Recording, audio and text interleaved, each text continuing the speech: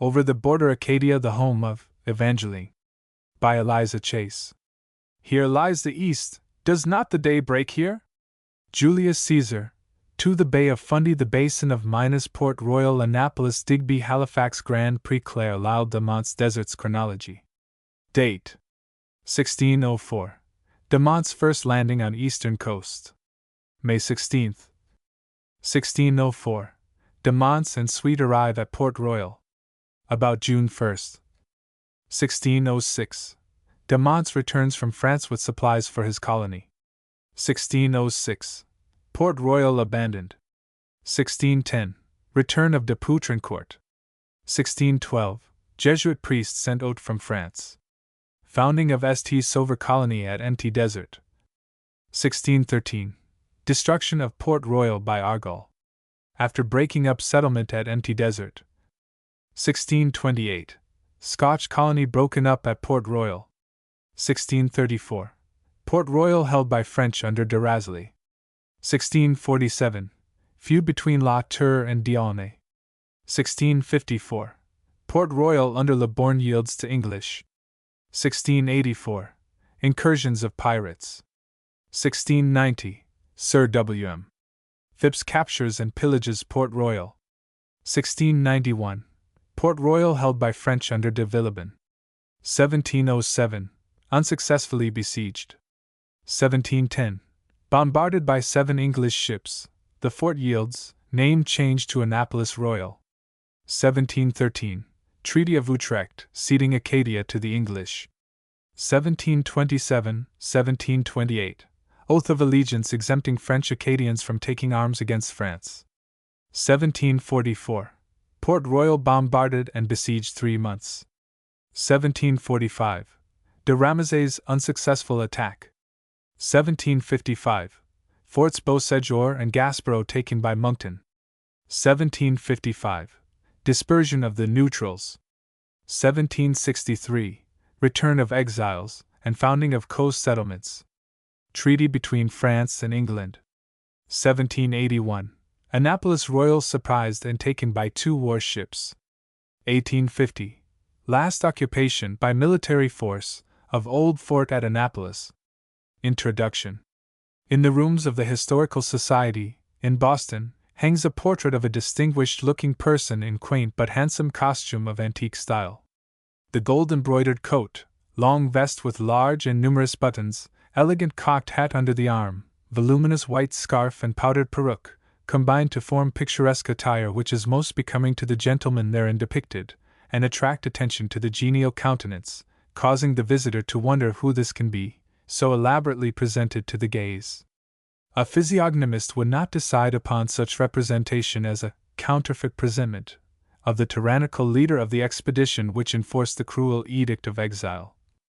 In the Acadian land on the shores of the Basin of Minas, where distant, secluded still, the little village of Grand Prix lay in the fruitful valley. Yet this is Lieutenant Colonel John Winslow, great-grandson of one of the founders of the Plymouth settlement. Could he forget that his ancestors fled from persecution, and came to this country to find peaceful homes? It was not his place to make reply, or reason why when receiving orders, however, and it seems that the task imposed was a distasteful one, as, at the time of the banishment, he earnestly expressed the desire to be rid of the worst piece of service he ever was in. He said also of the unhappy people at that time, "It hurts me to hear their weeping and wailing."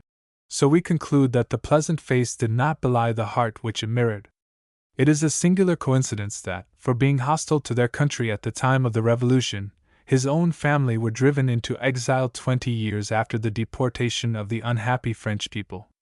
Have not even the most prosaic among us some love of poesy, though unacknowledged? And who, in romantic youth or sober age, has not been touched by the tragic story of the dispersion of the people who dwelt together in love? Those simple Acadian farmers dwelt in the love of God and of man. Alike were they free from fear, that reigns with the tyrant, and envy, the vice of republics. Neither locks had they to their doors, nor bars to their windows, but their dwellings were open as day and the hearts of their owners. There the richest was poor, and the poorest lived in abundance. Of the name Acadia, Principal Dawson says in Canadian Antiquities that it signifies primarily a place or region, and in combination with other words, a place of plenty or abundance. A name most applicable to a region which is richer in the chief things of the ancient mountains, the precious things of the lasting hills, and the precious things of the earth and of the deep that coucheth beneath, than any other portion of America of similar dimensions. We naturally infer that the name is French, but our researches prove that it was originally the Indian Acadia, a Pollock, not a poetic or romantic significance. This was corrupted by the French into Acadia, l'Acadie. So little originality in nomenclature is shown in America, that we could desire that Indian names should be retained, that is, when not too long or harsh in sound. Yet in this case we are inclined to rejoice at the change from the aboriginal to the more musical modern title. Though a vast extent of territory was once embraced under that name, it is now merely a rather fanciful title for a small part of the province of Nova Scotia. Acadia. The Bay of Fundy. There's magic even in the names, the very sound of them calling up visions of romance, and causing anticipations of amazing displays of nature's wonders. Fundy! The marvel of our childhood, filling the mind's eye in those early school days with that astounding picture, a glittering wall of green crystal, anywhere from 10 to 100 feet in height, advancing on the land like the march of a mighty phalanx, as if to overwhelm and carry all before it. Had it not been our dream for years to go there, and prove to our everlasting satisfaction whether childish credulity had been imposed upon? Our proposed tourists, 8 in number, being a company with a leaning towards music, bound to be harmonious, desiring to study the diatome as illustrated by the effects of country fare and air, consolidate under the title of the octave. The chaperone, who we all know as a dear, is naturally called one, being under age, is dubbed the minor third, while the exclamatory, irrepressible, and inexhaustible members from the hub are known as La and Si. Having decided upon our objective point, the next thing is to find out how to reach it, and here, at the outset, we are surprised at the comparative ignorance shown regarding a region which, though seemingly distant, is in reality so accessible. We are soon inclined to quote from an old song. Thou art so near and yet so far, as our blundering investigations seem more likely to prove how not to get anywhere. But we set to work to accumulate railroad literature in the shape of maps, schedules, excursion books, and these friendly little pamphlets proved delightful pathfinders, convincing us how readily all tastes can be suited, as some wish to go by water, some by land, and some by a little of both. Thus, those who are on good terms with old Neptune may take a pleasant voyage of 26 hours direct from Boston to the distant village of Annapolis, Nova Scotia, which is our prospective abiding place, while those who prefer can have all rail route, or if more variety is desired, may go by land to St. John, New Brunswick, and thence by steamboat across the Bay of Fundy. At last the company departs on its several ways, and in sections, that the dwellers in that remote old town of historic interest may not be struck breathless by such an invasion of foreigners. The prime mover of the expedition, having already traveled as far east as Bangor, commences the journey at night from that city. Strange to say, no jar or unusual sensation is experienced when the iron horse passes the boundary, nor is anything novel seen when the train known as the Flying Yankee halts for a brief breathing spell at Macadam Station. A drowsy voice volunteers the information. It is a forsaken region here, another of our travelers replies. Appearances certainly indicate that the Colossus of Rhodes is absent, and it is to be hoped that he is mending his ways elsewhere. Then the speakers, tipping their reclining chairs to a more recumbent posture, drift off to the land of Nod. With morning comes examination of travelers' possessions at the custom house, with amusing exhibitions of peculiarly packed boxes and bags, recalling funny episodes of foreign tours, while giving to this one a novel character. Then the train speeds on for 7 hours more. The Bay of Fundy. Ere long, singular evidence of proximity to the wonderful tides of the Bay of Fundy is seen, as all the streams show sloping banks, stupendously muddy, mud reddish-brown in color, smooth and oily looking, gashed with seams, and with a lazily moving rivulet in the bed of the stream from whence the retreating tide has sucked away the volume of water. What a paradise for barefooted boys, and children with a predilection for mud pies! Exclaims one of the tourists, while the other, the practical, prosaic, remarks, "It looks like the chocolate frosting of your cakes," for which speech a shriveling look is received. This great arm of the sea, reaching up so far into the land, and which tried to convert Nova Scotia into an island, as man proposes to make it, by channeling the isthmus, was known to early explorers as La Baie Françoise, its present cognomen being a corruption of the French, Fond de la Baie. Being long, narrow, and running into the land like a tunnel, the tide rises higher and higher as it ascends into the upper and narrowest parts. Thus in the eastern arm, the basin of Minas, the tidal swell rises 40 feet, sometimes 50 or more in spring.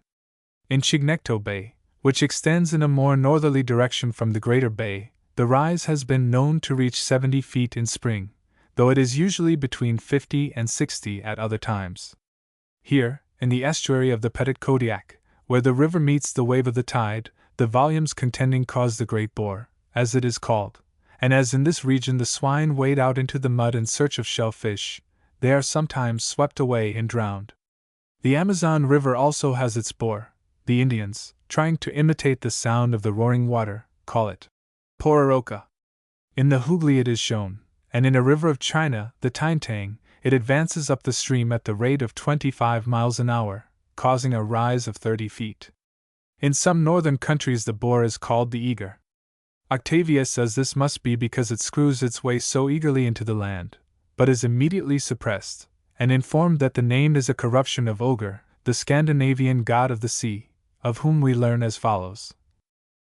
Odin, the father of the gods, creator of the world, possessing greatest power and wisdom, holds the position in Scandinavian mythology that Zeus does in the Greek. Like the Olympian Jupiter, he held the thunderbolts in his hand, but differed from the more inert divinity of Greece in that, arrayed in robes of cloud, he rode through the universe on his marvelous steed, which had 8 feet. This idea was characteristic of a hardy race living a wild outdoor life in a rigorous climate. Ogre, the god of the sea, was a Jotun, but friendly to Odin. The Jotuns were giants, and generally exerted their powers to the injury of man, but, not being gifted with full intelligence, could be conquered by men. The first Jotun, named Ymir, Odin subdued, and of his flesh formed the earth, of his bones the mountains. The ocean was his blood, his brains the clouds, while from his skull the arch of the heavens was made. We resolved to witness the singular spectacle of the Ogre of Fundy, but not receiving answer to our application for accommodations at Moncton, proceeded on our way, consoling ourselves with the thought that we could see a boar any day, without taking any special pains or going much out of our way. The basin of Minas! What a flood of thoughts rise at the name! Fancy paints dreamy and fascinating pictures of the fruitful and verdant meadowland, the hills, the woods, the simple-hearted, childlike peasants, upright, faithful, devout, leading blameless lives of placid serenity, at peace with God and the world. It seemed that there must be some means of crossing the beauteous basin whence the broken-hearted exiles sailed away so sadly, and that any tourist with a particle of romance or sentiment in his composition would gladly make even a wide detour to visit it. Therefore we were surprised to learn that railroad schedules said nothing of this route, and that it seemed almost unknown to summer pleasure seekers. Not to be deterred, however, what better can one do than write direct for information to Parsborough, a pretty village, which is the nearest point to the basin. Thus we learn that a short railway, connecting with the Intercolonial, will convey us thither, though not a road intended for passenger service. It will only add to the novelty and interest of our tour, we say.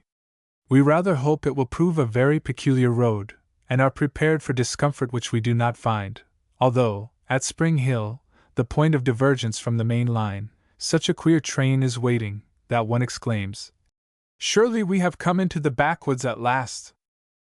The car is divided in the middle, the forward part devoted to baggage, while in the rear portion, on extremely low-backed and cushionless seats, beside tiny, shadeless windows, sit the passengers.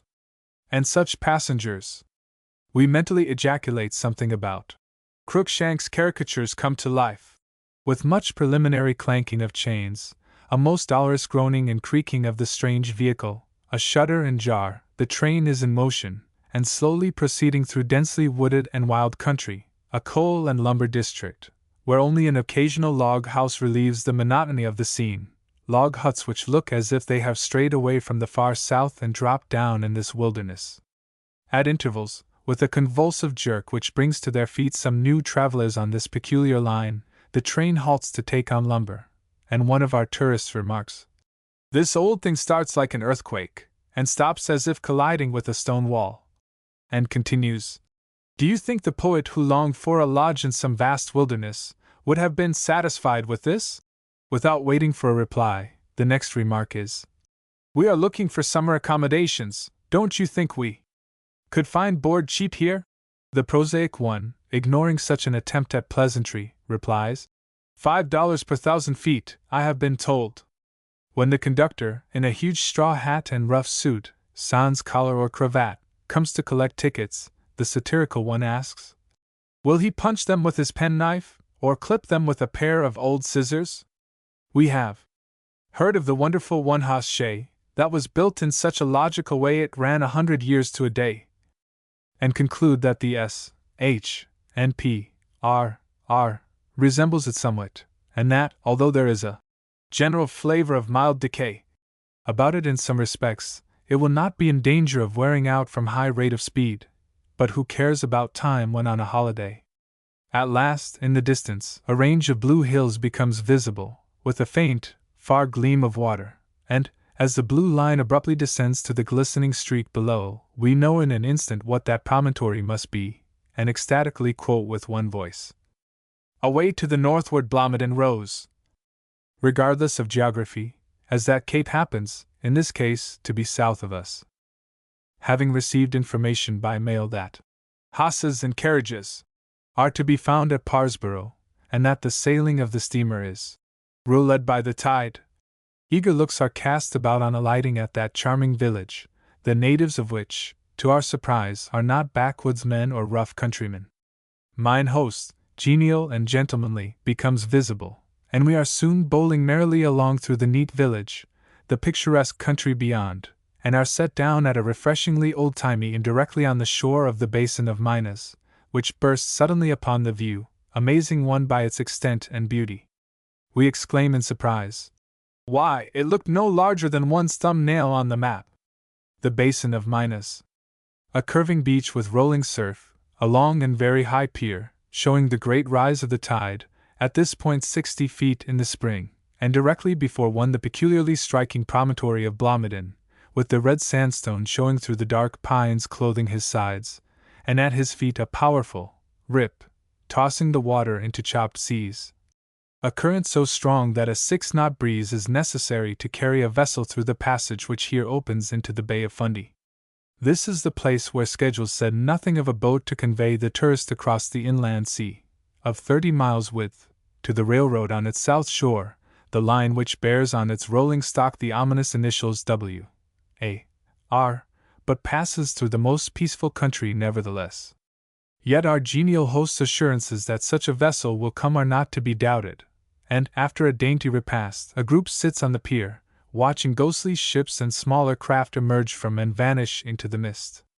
As the mist disperses and the moon comes out clearly, it reveals the Hiawatha, approaching, a graceful propeller of 500 tons burden, and 100 and some odd feet in length. Partridge Island, which is close at hand, commands exceptionally fine views, as Blomidon does also. The famous Capes d'Or and Chignecto, 730 to 800 feet high, with Advocate Harbor, are within pleasant driving distance. There are 20 varieties of minerals on Blomidon, as many more, with jaw-testing names, on Partridge Island, and thereabout, so in this locality a geologist would become quite ecstatic.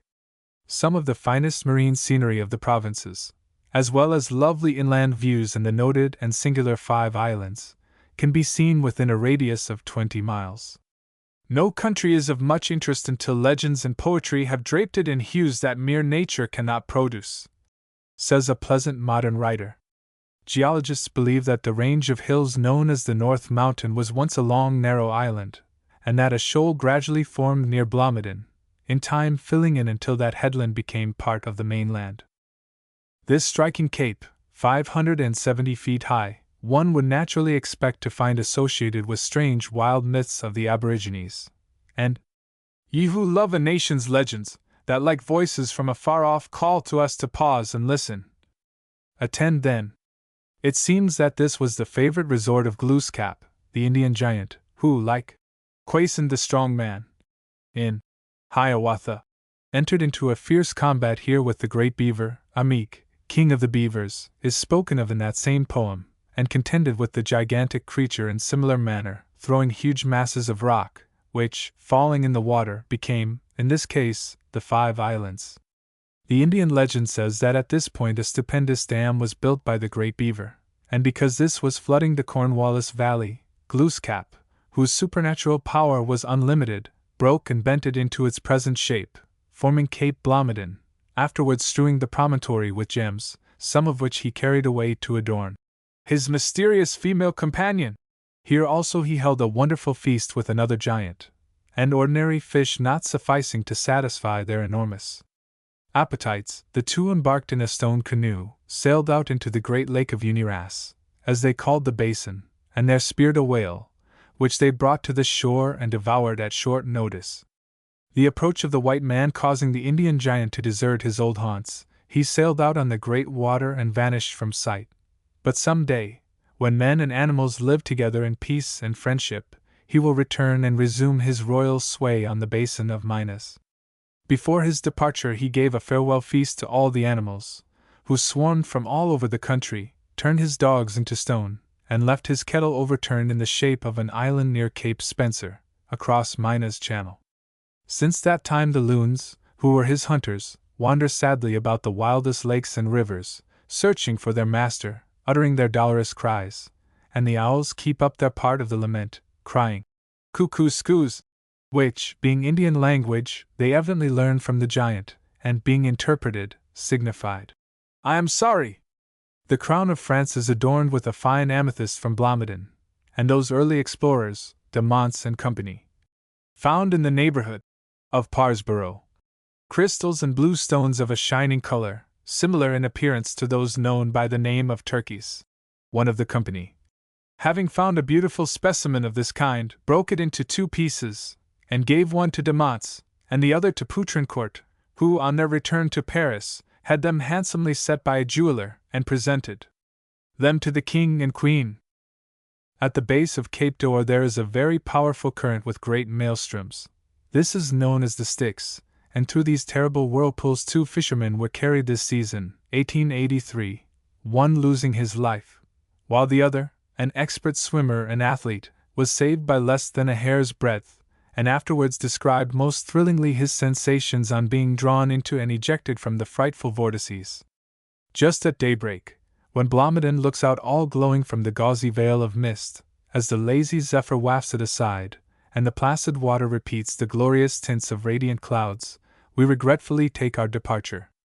Cape Sharp and Cape Split, bold promontories which stand like mighty sentinels guarding the entrance to the Bay of Fundy, appear in clearest azure and violet, while the mountains of the north shore are sharply defined in pure indigo against the brilliant sky, as the propeller steams away. The sail across, 2 hours and a half in length, is a vision of ideal and poetic beauty, all too brief, and as we step ashore we feel tempted to quote, "Take, O boatman, thrice thy fee." At this point, henceforth, we take the W, and A, R, and in a few hours are set down at the place which we have been so long planning to reach, the place of which our host, who is probably not familiar with the history of St. Augustine, Florida, wrote proudly as the oldest town in North America. It certainly is one of the oldest settlements in North America, having been founded in 1604, and until 1750, it was the capital of the whole peninsula of Nova Scotia. Annapolis, the old Port Royal, the historical town which has been the scene of so many struggles and bitter contentions, but is now the very picture of peace and utterly restful quiet. Here the 8 settled down for a long sojourn, basking in the delicious atmosphere, devoting themselves to searching out the most picturesque views, in a series of rambles, drives, and excursions, and visiting all points for miles around, to which history and romance have added charms almost as great as those of river and mountain which they always possessed. Those of our party who hail from this city of brotherly love naturally feel a special interest in Acadia and the sad story of Longfellow's heroine, as a patent for the Principality of Acadia, which included the whole American coast from Philadelphia to Montreal, was given by the impulsive and warm-hearted monarch, Henry IV. of France, to Pierre du Guesclin, the Sieur de Monts, constituting him governor of that country, and giving him the trade and revenues of the region. Consequently, some of the ancestors of our Philadelphia friends were Acadians, though not French peasantry. There also, in that delightful land which is washed by the Delaware's waters, guarding in sylvan shades the name of Penn the Apostle, stands on the banks of its beautiful stream the city he founded. There all the air is balm, and the peach is the emblem of beauty, and the streets still re-echo the names of the trees of the forest, as if they fain would appease the dryads whose haunts they molested there from the troubled sea had Evangeline landed, an exile, finding among the children of Penn a home and a country. In that sedate and sober city was the almshouse, home of the homeless. Then in the suburbs it stood, in the midst of meadows and woodlands. Now the city surrounds it, hut still, with its gateway and wicket meek in the midst of splendor. Its humble walls seem to echo softly the words of the Lord, "The poor ye have always with you." There the sad exile's weary search was at last rewarded. The long-parted lovers were reunited, though but for a moment on the verge of the grave, and thus was ended the hope and the fear and the sorrow, all the aching of heart, the restless, unsatisfied longing, all the dull, deep pain, and constant anguish of patience. The city almshouse stood, we are told, at the corner of 12th and Spruce Streets.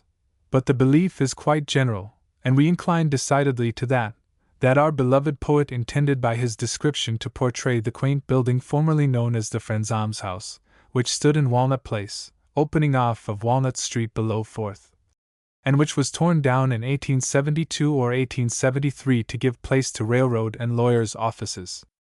The entrance from the street by gateway and wicket, as the poem says, led through a narrow passageway, and there faced one a small, low-roofed house, built of alternate red and black bricks, the latter glazed, almost entirely covered by an aged ivy which clambered over the roof. The straggling branches even nodded above the wide chimneys. At both sides of the door stood comfortable settles, inviting to rest, and the pretty garden charmed with its bloom and fragrance. The whole formed such a restful retreat, such an oasis of quiet in the very heart of the busy city, that one was tempted often to make excuses for straying into the peaceful enclosure. In a book printed for private circulation in Philadelphia some years ago, there is an item of interest about the Acadians. The author narrates that she and a young companion, in their strolls to the suburbs, where they went to visit the Pennsylvania Hospital, 8th and Pine Streets, now in the heart of the city, were timid because obliged to pass the place where the French neutrals were located. These people, because they were foreigners, and there was some mystery about them which the girls did not then understand, inspired them with fear, though Philadelphia residents of that time testify that the homeless and destitute strangers were in reality a very simple and inoffensive company. When, friendless, homeless, hopeless, they wandered from city to city. Through the influence of Anthony Benezet, a member of the Society of Friends, they were provided with homes on Pine Street above 6th, where the two little wooden houses still stand, one, when we last saw it, being painted blue. What a picturesque company of adventurers were those French noblemen, who, turning their backs upon the luxuries and fascinations of court life, sailed away to this wild and distant land, where, in the pursuit of gain, fame, or merely adventure, they were to suffer absolute privation and hardship, consorting with savages in place of the plumed and pampered denizens of palaces. After a probably tempestuous voyage across the bleak Atlantic, and a merciless buffeting from Fundy in the spring of 1604, the prospective governor of the great territory known as Acadia was sailing along this coast, which presents such a forbidding aspect from the bay, making his first haven May 16th. At that time, we can readily imagine, in this northern region the weather would not be very balmy. Even now the wild rocky shore stretches along drearily, though with certain stern picturesqueness, as far as I can reach, and then must have been even less attractive, as it showed no sign of habitation. Champlain was somewhat familiar with these shores from former voyages, and so had been chosen as pilot, but de Poutrincourt and Pontgrave, other associates of Pierre du Gouast, the Sieur de Monts, doubtless looked askance at each other, or indulged in the expressive French shrug as the cheerless panorama passed before them. On that 16th of May, at the harbor where the little town of Liverpool is now situated, de Monts found another Frenchman engaged in hunting and fishing, ignoring, or regardless of, the rights of any one else, and without ado this interloper, so considered by de Monts, was nabbed, the only consolation he received being the honor of transmitting his name, Rossignol, to the harbor. A name since transferred to a lake in the vicinity. After a sojourn of 2 weeks at another point, St. Mary's Bay, the explorers proceeded northward, and at last a particularly inviting harbor presented itself, causing the mental vision of the new governor and his company to assume more hopeful aspect, as they turned their course thither and pronounced it, Port Royal. Port Royal. Here they managed to exist through the winter with as much comfort as circumstances would admit of, but with the return of summer were on the wing again, in search of more salubrious climate and more southerly locality for the establishment of a colony, sailing along the coast of Maine and Massachusetts as far as Cape Cod. Attempts were made to establish settlements, but the natives proved unfriendly. The foreigners had not a sufficient force to subdue them, and, as de Monts was obliged to return to France, de Poutrincourt and his companions established themselves again at Port Royal. Here, to while away the long winter, the gay adventurers established a burlesque court, which they christened L'Ordre de Bon Temps, and of the merry realm each of the 15 principal persons of the colony became supreme ruler in turn. As the Grand Master's sway lasted but a day, each one, as he assumed that august position, prided himself on doing his utmost to eclipse his predecessor in lavish provision for feasting. Forests were scoured for game, fish were brought from the tempest-tossed waters of the bay, or speared through the ice of Eliquil, so the table fairly groaned with the luxuries of these winter revelers in the wilds of Acadia. With ludicrous caricature of court ceremonial, the rulers of the feast marched to the table, where their invited guests, the Indian chiefs, sat with them around the board, the squaws and children squatting on the floor, watching for bits which the lively company now and then tossed to them. They say that an aged sachem, when dying, asked if he should have pies in heaven as good as those which he had eaten at Poutrincourt's table. To the Indians, the greatest delicacy of all on the table was bread. This, to them a dainty viand, they were always ready to consume with gusto, but were invariably averse to grinding the corn, although promised half of the meal as recompense for their labor. The grinding was performed with a hand mill, and consequently so laborious and tedious that the savages would rather suffer hunger than submit to such drudgery, which they also seemed to think degrading to the free sons of the forest. Proverbially fickle are princes, and of this de Monts was convinced on his return to France, for during his absence he had lost favor with his sovereign, Henry IV, who revoked his commission. Still he succeeded, after many difficulties, in procuring supplies for his colony, and arrived just in time to prevent his people from leaving Port Royal discouraged and disheartened. One member of the little community of Frenchmen was Lescarbot, a lawyer, who was talented, poetical, and did much to enliven the others during the absence of their leader, who, on his return, was received by a procession of masqueraders, headed by Neptune and Tritons, reciting verses written by Lescarbot. Over the entrances to the fort and to the governor's apartments were suspended wreaths of laurel and garlands surrounding Latin mottos, all the work of the pastomist, if one may coin such a word. The relief and encouragement brought by de Monts were but temporary, and in the spring, 1606, news was received that nothing more could be sent to the colonists, and they must be disbanded. Imagination portrays the strange picture presented at this time in this remote region, the gay French courtiers vanishing from the sight of their Indian comrades almost as suddenly and mysteriously as they had appeared but 3 years before, and leaving their dusky boon companions lamenting on the shore. The eyes of the savages, that race who pride themselves on their stoicism, were actually dimmed with tears as they watched the vessel fading away in the distance. For 4 years, ye gentle savage, pursued the even tenor of his way, and consoled himself as best he could for the absence of the lively revelers who had cheered his solitude. Then, presumably to his delight, in 1610, he saw Poutrincourt returning. That nobleman had promised the king to exert himself for the conversion of the Indians. 3 years later, a company of Jesuits sailed for this port with the same object in view, but losing their reckoning, they founded settlements at empty desert instead. Madame de Guercheville, a true woman indeed, who was honored and respected in a dissolute court where honor was almost unknown, had become a zealous advocate of the conversion of Indians in America, and through her means and influence several priests of the Jesuit order were sent out in 1612 to this settlement. The sachems, with members of their tribes living at Port Royal, were baptized, 21 at one time, with much show of rejoicing typified by firing of cannon, waving of banners, blaring of trumpets. Some doubt is expressed whether the savages fully understood what it was all about, and what their confession of faith fully signified, as one chief, on being instructed in the Lord's Prayer, objected to asking for bread alone, saying that he wished for moose flesh and fish also, and when one of the priests deliberately set to work, with notebook and quill, to learn the language of the aborigines by asking one man the Indian words for various French ones, to him totally incomprehensible, the savage, with malice aforethought, purposely gave him words of evil signification, which did not assist the Frenchman in enlightening other members of this benighted race. Perceiving the trick which had been played upon him by the savage, who had been so perplexed by his questioning, the priest declared that Indian possessed by the devil.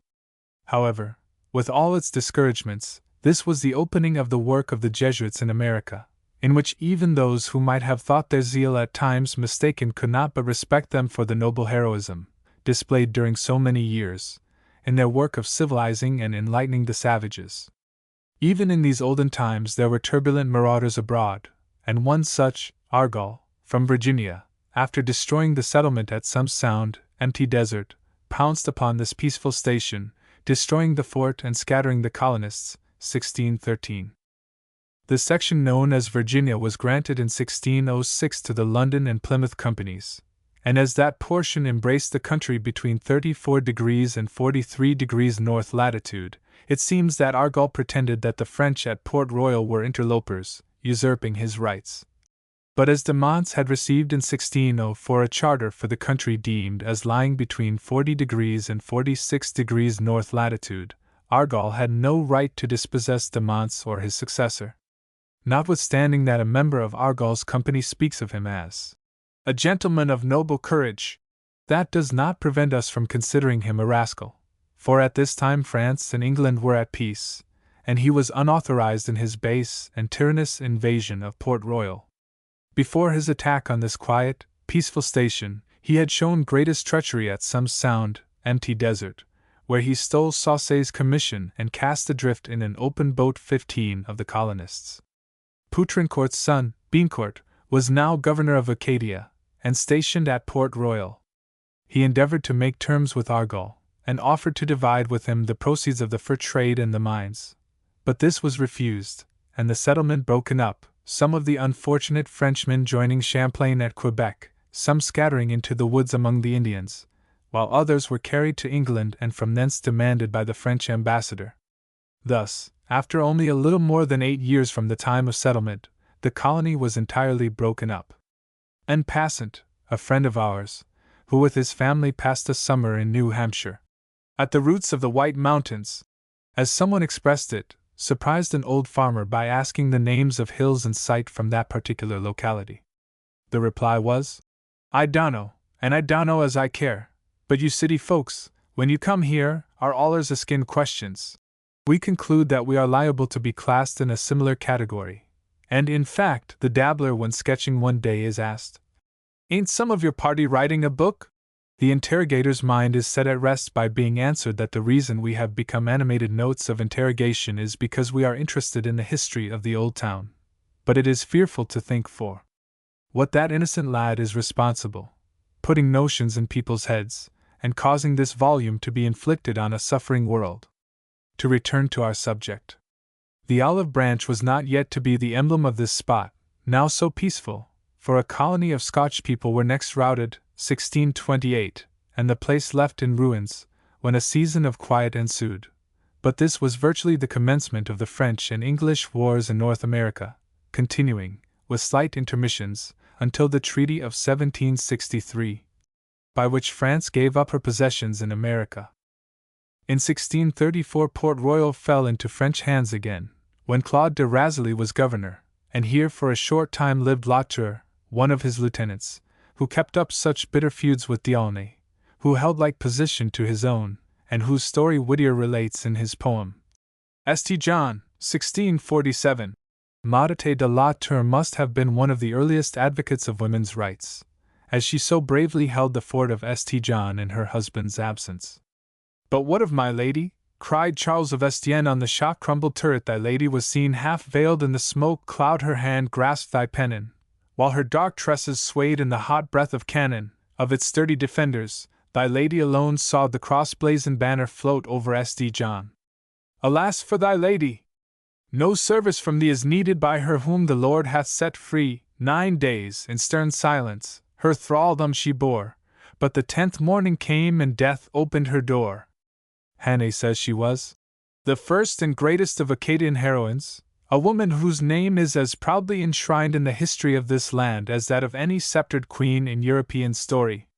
For a long series of years this post of Port Royal was the bone of contention between the French and English, the fort being held for a time by one power, then by the other, representing the shuttlecock when these contending nations battled at her doors. In 1654 the place was held by the French under Le Borgne. An attack by the English was successful, though the French were well garrisoned and provisioned. In de Razilly's time La Tour, who might have been satisfied with his possessions at St. John, assailed it. Then English pirates took the fishing fleet, 1684. Next Sir William Phipps captured and pillaged the fort in 1690. Shortly after this, pirates from the West Indies plundered the place, and in 1691 it again fell into the hands of the French under de Villebon. It was still to undergo 2 sieges in 1707, when, under Subercase, the besiegers were repulsed, and in 1710 7 ships with English marines bombarded the fort for several days. The garrison at last, being in starving condition, were forced to yield, and the victors christened the place Annapolis Royal, in honor of their sovereign then reigning in Great Britain.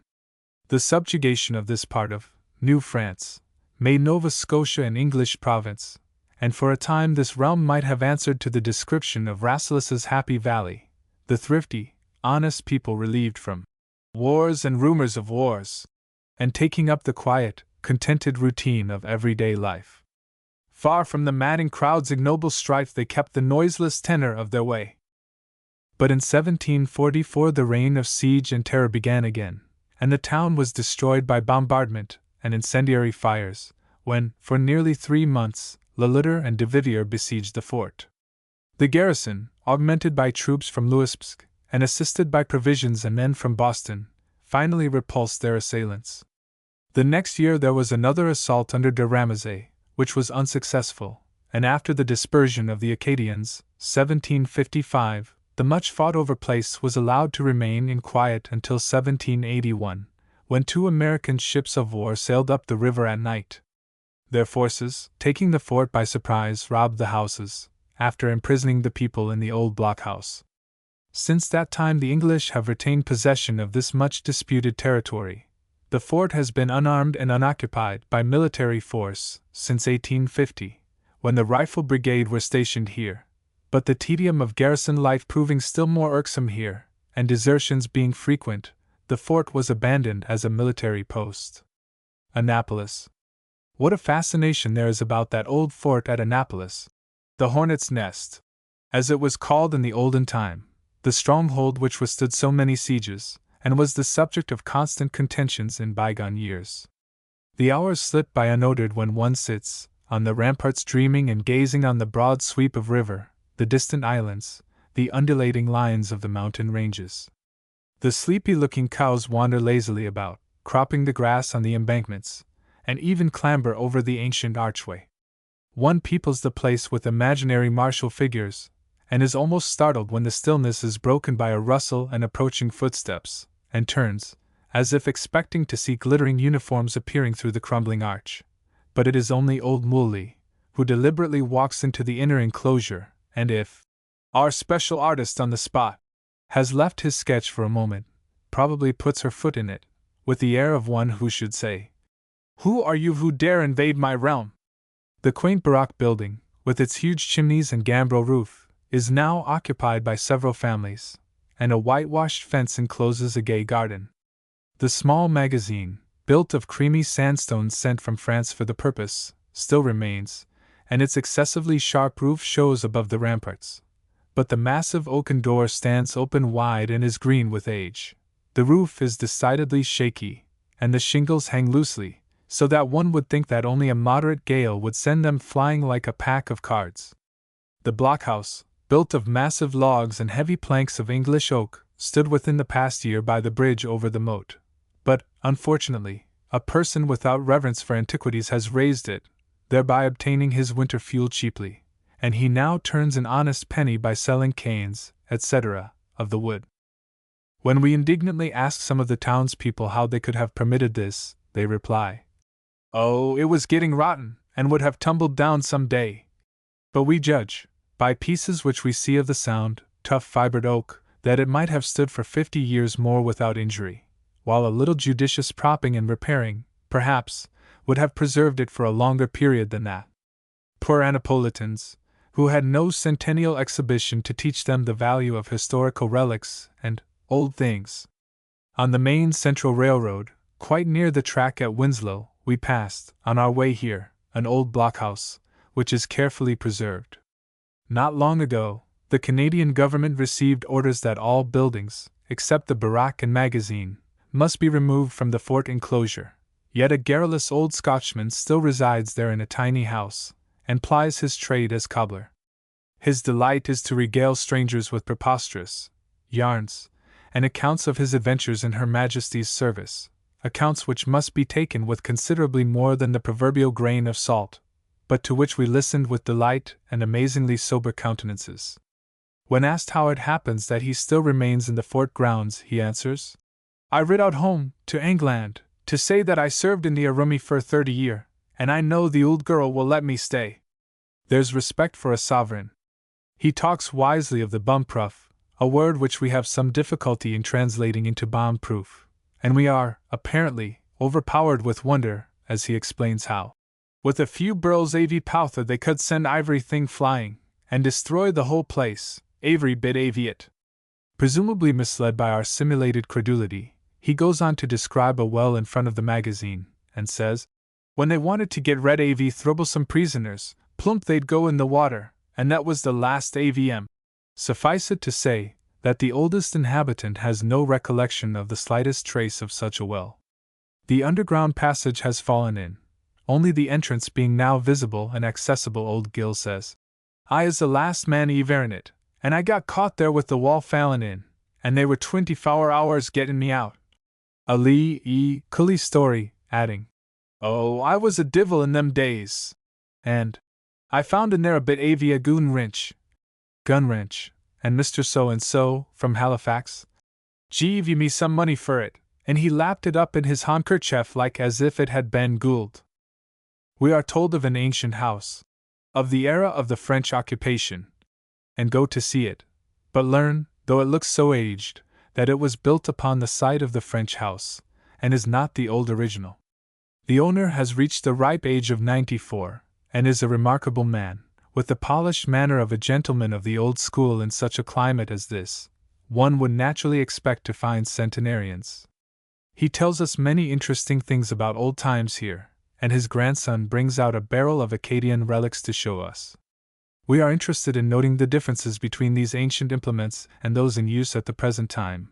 Here is a gridiron, with very long handle and 4 feet, a clumsy quadruped, and we see in fancy the picture of home comfort, as the busy housewife prepares the noonday meal, where, firmly builded with rafters of oak, the house of the farmer stood on the side of a lull commanding the sea, and a shady sycamore grew by the door, with a woodbine wreathing around it. Here, too, are ox chains, a curiously shaped plowshare, an odd little spade used in mending the dikes, and digging clay for bricks, and also the long and heavy tongs of the blacksmith, who was a mighty man in the village and honored of all men, for since the birth of time, throughout all ages and nations has the craft of the smith been held in repute by the people. These implements were discovered at Frenchman's Brook on this farm, only 3 years ago, and were then found apparently as bright and strong as if just placed there. They were covered with brush, but a foot or two below the surface, and seemed to have been hurriedly hidden by the exiles, who, finding them too weighty for conveyance, secreted them, probably with the hope of returning sometime. What a study for an artist the group would have made, as they stood examining the misty iron, and talking of the unhappy people so ruthlessly sent into banishment. For background, the quaint, unpainted house, black with age, the roof of the lean-to, so steeply sloping that the eave trough was on a line with the heads of the group. Beyond lay the lovely valley, with the winding Aquil on its serpentine way to join the greater river, the whole picture framed in the long range of wooded and rugged hills. Higginson thinks there has been too much sentimentalizing over the fate of the Acadians, and one member of our party so evidently considers that our enthusiasm savors of the gushing schoolgirl, that we are cautious in our remarks. But the old man's grandson, holding his pretty child on his shoulder, and looking across the valley to his pleasant dwelling, says, "Oh, it was cruel to send them away from their homes!" To which all earnestly assent. Clambering up the hill back of the old house, we come upon the site of an ancient French church, and commend the taste of those who chose such an admirable location. Here we find, to our delight, that local tradition has buried 2 fine old bells. Bells! What a charm there is about them! One of the earliest recollections of our childhood is of a bell, which, being harsh and dissonant, so worked upon our youthful sensibilities as to cause paroxysms of tears.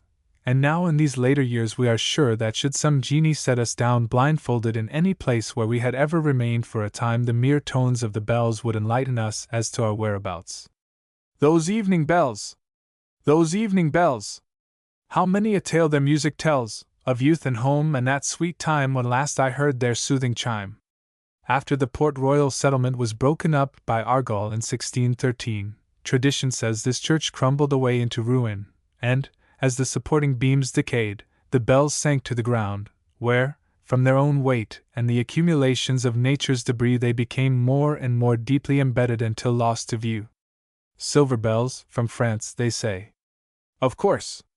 Who ever heard of any ancient bells which were not largely composed of that metal? It is a pretty myth, however, which we adopt with pleasure, though common sense plainly says that silver would soon wear away in such use, that the noble patrons of a struggling colony in a wild country would not have been so extravagant as that, and that bell metal is a composition of copper and tin which has been in use from the time of Henry III. The people of Antwerp have special affection for the Carolus of their famous cathedral, and that bell is actually composed of copper, silver, and gold, but it is now so much worn that they are not allowed the privilege of hearing it more than once or twice a year. Kings and nobles have stood beside these famous cauldrons of the bell founders, and looked with reverence on the making of these old bells. Nay, they have brought gold and silver, and pronouncing the holy name of some saint or apostle which the bell was hereafter to bear, they have flung in precious metals, rings, bracelets, and even bullion. Possibly these old bells of Annapolis, the secret of whose hiding place nature guards so well, were made by Van den Gain or Hemany of Belgium, who from 1620 to 1650 were such famous founders that those of their works still extant are worth their weight in gold, or priceless, and are noted the world over for their wonderful melody. If so, when they sprinkled with sounds the air, as the priest with his hyssop sprinkles the congregation and scatters blessing among them, it was no doubt with silvery tone. And, as it is well known that bells sound best when rung on a slope or in a valley where there is a lake or river, doubtless this wide and lovely stream carried the music of the mellow peal, and returning voyagers heard the welcome notes, as the sailors of the North Sea, on entering the Scheldt, strained their ears to catch the faint, far melody of the chimes of the belfry of Antwerp, visible 150 miles away. Another day we make an expedition to see the Apostles' Spoons, and are received, as invariably everywhere, with cordial hospitality. These spoons would, I fear, cause the eye of an antiquary to gleam covetously. They have round, flat bowls about 2½ inches in diameter, narrow, slender, and straight handles, terminating, the one with a small turbaned head, the other with a full-length figure about 1 inch long, the entire length of the handles being about 4½ inches. In the bowl of one the letters PLI are rudely cut, and on both is stamped something which, they say, under magnifying glass resembles a king's head. In the spring of 1874 or 1875 these were turned up by the plough, in a field 2 miles beyond the town, the discovery being made in the neighborhood of the supposed bite of an old French church. The farmer's thrifty housewife was making soap at the time the spoons were unearthed, and as they were much discolored, the old lead things were tossed into the kettle of lye, from whence, to her amazement, they came out gold, or, at least, silver washed with gold. These spoons, they say, were used in the service of the church, but it is more likely that they were the property of some family, and probable that they were dropped by their owners, then living beyond the present site of Annapolis, when, at the time of the banishment of the Acadians, they were hurried away to the ships on the basin of Minas. An apostle spoon was often a treasured heirloom in families of the better class, and at the advent of each scion of the family tree was suspended about the neck of the infant at baptism, being supposed to exert some beneficent influence. Especially in the East, about the 7th century, we find that a small vessel, or spoon, sometimes of gold, was used in the churches. These were Eucharistic utensils, by means of which communicants conveyed the sacred elements to the mouth. But this custom was forbidden and done away with, though probably the tradition of such usage suggested the spoon, which became general in Greek and most Oriental churches many years after. The supposition is, that in those churches, after the wafer had been put into the wine in the chalice, the spoon was used to dip out such portion as was to be reserved for administering the last sacrament to the dying, or to those who were too ill to attend the service in the church. In all churches of the East, except the Armenian, the spoon is used in administering the sacrament. Curious customs also existed in ancient times in reference to baptism. Honey mixed with milk or with wine was given to the one who had just received this rite, to show that he who received it, being a newly born child spiritually, must not be fed with strong meat, but with milk. This became a regular part of the ritual, and was closely adhered to. The old customs of festivals of rejoicing, public thanksgivings, wearing of garlands, singing of hymns, and giving presents, are well known and familiarly associated with baptismal festivities. The presentation of apostle spoons at christenings was a very ancient custom in England. A wealthy sponsor or relative who could afford it gave a complete set of 12, each with the figure of an apostle carved or chased on the end of the handle, while sometimes a poor person presented only one, but on that was the figure of the saint for whom the child was named. Sometimes this rudely molded little figure represented the patron saint of the sponsor or the donor. In 1666 the custom was on the decline. An anecdote relating to this usage is told of Shakespeare. The latter stood godfather to the child of a friend, and after the ceremonies of the christening, as the poet seemed much absorbed and serious, the father questioned him as to the cause of his melancholy.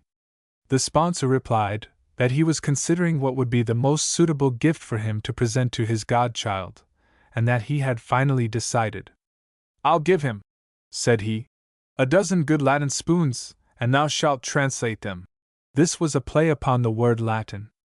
In the Middle Ages a kind of bronze used for church and household utensils was known as latten, and the same name was applied in Shakespeare's time to thin iron plate coated with tin, of which domestic utensils and implements were made.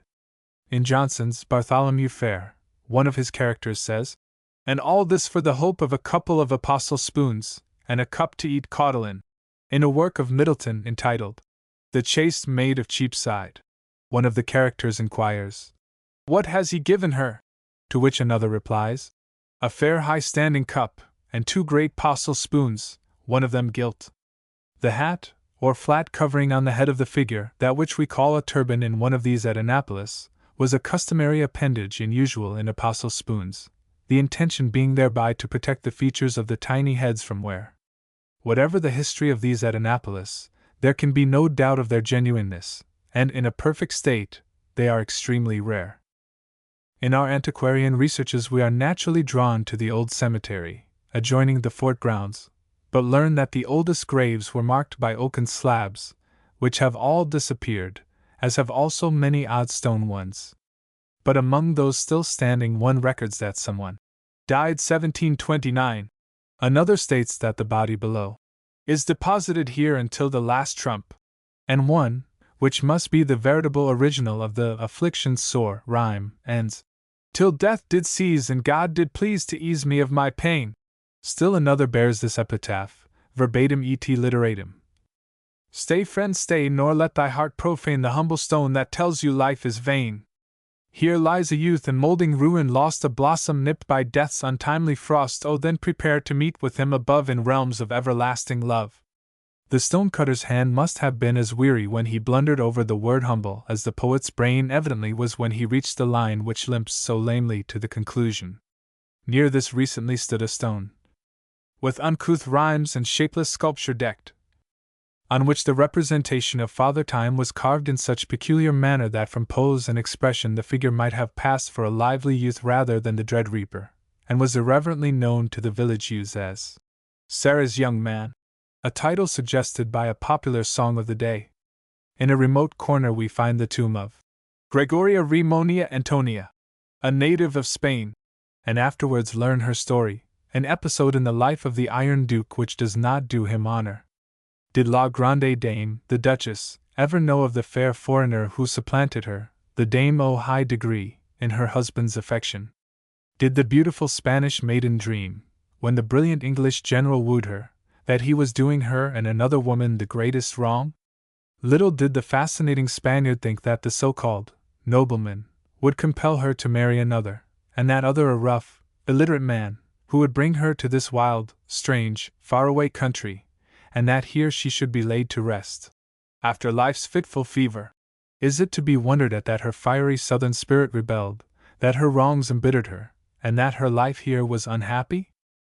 To add to the romance, one who attended her in her last illness tells us that when the garrison gave a ball, the slender little Spanish lady loaned or gave pretty fixins to the young girls to wear, and appeared herself in rich silks and plumes, that she gave to her attendant in that illness a wonderful box, all done off with, well, this here plated stuff, you know, and that when the end was drawing near, the faint, weak voice, with its broken English, at best so difficult to understand, tried to make Charlotta comprehend where she must look for something hidden away which she wished her nurse to have in recognition of her services. But alas! The hoarded treasure was not found until months after the poor soul was gone, and then fell into the very hands which the sad alien had most desired should not touch it. The old adage about a sailor's right to have a sweetheart in every port is still cited in these days of boasted advancement in culture, religion, morals, and it is the same old world today as that which lauded and bowed down to him whom it called His Grace, despite what we consider his graceless actions, the same world, alas! Ignoring the open and evident fact when he steps aside from the narrow path of honor and rectitude, while, should she swerve in the least, pouring out mercilessly its harshest taunts, or overwhelming her with pitiless scorn. This, because woman should hold an exalted position and be above suspicion. Then why do not the so-called lords of creation, as they might and ought, set an example of noble uprightness to the weaker vessel, guiding, guarding, upholding her through the shards and thorns of existence? The Spanish girl, left an orphan by the wars in which the dashing and gallant English officer figured so proudly, fell to the care of two aunts, who, belonging to that indolent, pleasure-loving race of sunny Spain, perhaps left the poor girl too much to her own devices, and thus she may have been more easily beguiled. Look here, upon this picture, and on this. First, the gay little senorita, holding daintily in her tapering fingers a cigarette, which she occasionally raises to her ripe red lips, afterwards languidly following with her lustrous black eyes the blue wreaths of smoke as they float above her head and vanish in the air. Next, the withered crone, with silver hair, wrinkled skin, and no trace of her early beauty, sitting in the chimney corner, and still smoking, though now it is a clay pipe, to the amazement and disgust of the villagers. Yet we, believing in the only correct interpretation of noblesse oblige, and that he only is truly noble who acts nobly, have only pity for the poor soul who here laid down life's weary burden 22 years ago at the age of 72, and scorn for him who rests in an honored grave, and is idealized among the world's heroes. How amusing it is to hear the people speak of us invariably as Americans, as if we were from some faraway and foreign country, and to hear them talk of England as home. The hearty cordiality, natural manner, and pleasantly unworldly ways of the people are most refreshing, in a world of hollow shams. To find persons who are so genuine is delightful, and thus another charm is added to give greater zest to our enjoyment. One, half in jest, asks a Halifax gentleman how they would like to be annexed to the United States, and is quite surprised at his ready and earnest reply. Annexed? Oh, yes, we'd be glad to be. We wouldn't come with empty hands. We have what you want: fisheries, lumber, minerals. We'd not come as paupers and mendicants. It will come, though it may not be in our day. The United States would not wish to purchase, she has done enough of that. We would have to come of our own free will, and we would, too. Then there's the elderly Scotch gentleman, who appropriately hails from the place with the outlandish name of Muscotobut. He tells us that during the early part of his residence in America he visited in the States, and that he has seen our presidents inaugurated. Of his first attendance at such a ceremony he says, "And when I see that man, in his plain black coat, comin' out amang all o' thim people, and all the dignitaries in their black coats too, and not a uniform among thim, I said, this is the country for me. It suited my taste. And how different it would be in Europe, where there would be 10,000 muskets a boot, to keep him from being shot." On our way here we were told, "Oh, you'll find Annapolis hot." It might perhaps seem so to a Newfoundlander, but to us the climate is a daily source of remark, of wonder and delight. It is balmy yet bracing, and though there may be times when at midday it is decidedly warm, as summer should be, the nights are always cool, and we live in flannel costumes and luxuriate. Warner speaks of these northeastern lands which the Gulf Stream pets and tempers. Yet he passed through this dear old town without stopping, remarking only that he could not be content for a week here, and felt no interest in the place apart from its historic associations. Let him stop next time and investigate. We flatter ourselves that we could enlighten him somewhat. Our friends at various shore and mountain resorts report constant fogs, yet we can testify that in nearly 7 weeks' residence here there were but 2 mornings which were foggy, and on those days the gray screen was rolled away at noon. Aloft on the mountains sea fogs pitched their tents, and mists from the mighty Atlantic looked on the happy valley, but ne'er from their station descended. That singular feature spoken of in Longfellow's poem is shown here. The mists rise from the bay and rest lovingly, caressingly, on the crests of the long range of mountains, giving them the appearance of comfortable warmth under this downy coverlet on cool nights. But this fleece very rarely descends to the valley. Dr. O. W. Holmes must have had such a place as this in mind when he said, "And silence like a poultice came to heal the blows of sound." And surely tympanums most bruised by the world's clangor and jar could not fail here be soothed and healed, and the writer of "Oh, where shall rest be found?" would have received answer to his query here also. The quiet is astonishing. There are no farm sounds even, and though the hours pass so pleasantly that we take no note of time, we can tell when Saturday comes, for then numbers of log-laden ox carts plod slowly into the village from the back country. The bells on the animals' necks tinkle precisely like the sound of ice when carried in a pitcher of water, and consequently do not jar upon one's ear in this quietude as the clanking herd bells which we hear in some farming regions of the States. At night the only break in the profound stillness is when the tide is ebbing, and the Aquil can be heard rushing under the bridge a quarter of a mile away. We cannot discover the meaning of that word, and so consult a foreign relative, who tells us that at Dinard, in France, they catch the Aquil, a small fish, also called a lankin, because it darts in and out of the sand, and in its movements is something like an eel. That certainly describes this peculiar stream, for surely it would be difficult to find one with a more circuitous course. It forms 2 horseshoes and an oxbow connected, as we see it from our windows, and when the tide is out diminishes to a rivulet about 2 feet in width. At flood it is more than twice the width of the Wissahickon, and when the high tides of August come its magnitude is surprising. Then we understand why the hayricks, which we wickedly tell our friends from the Hub, resemble gigantic loaves of Boston brown bread, are on stilts, for, regardless of dikes or boundaries, this tortuous creek spreads over its whole valley, as if in emulation of the greater river of which it is a tributary. Halliburton says that for a time this was called Allen's River, and the greater one was named the Dauphin, but we are glad that the old French name was restored to the Serpentine Creek, as it is so much better suited to its peculiar character. The great event of the week is the arrival of the Boston steamer, when all the town turns out and wends its way to the wharves. The peculiar rise of the tide, 30 feet, is here plainly shown, as one week the passengers step off from the very roof of the saloon, and next time she comes and they disembark from the lowest gangway possible, and climb the long ascent of slippery planks to the level above. The river shows curious currents and countercurrents, as bits of debris are hurrying upward in the middle of the stream, while similar flotsam and jetsam rush away as rapidly downstream along both shores.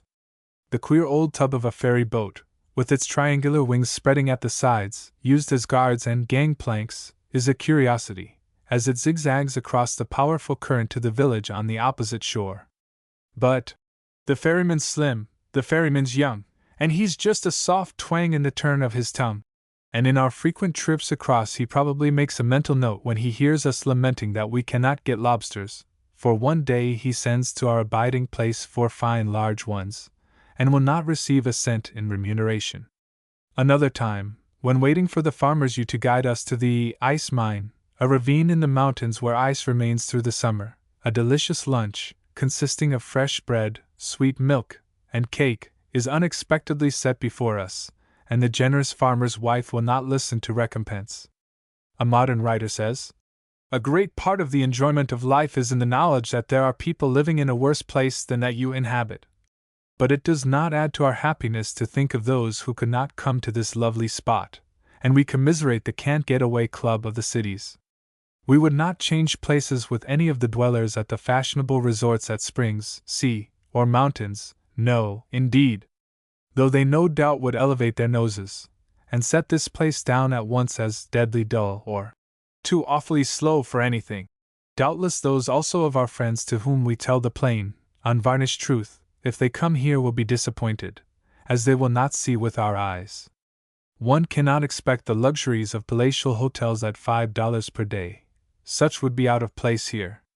At our abiding place, which looks like a gentleman's residence, and is, as one of the Halifax guests says, not a bit like an hotel, there is an extensive garden, from which we are regaled with choice fresh vegetables daily, and we have such home-made butter, the bill of fare, to be issued in our next.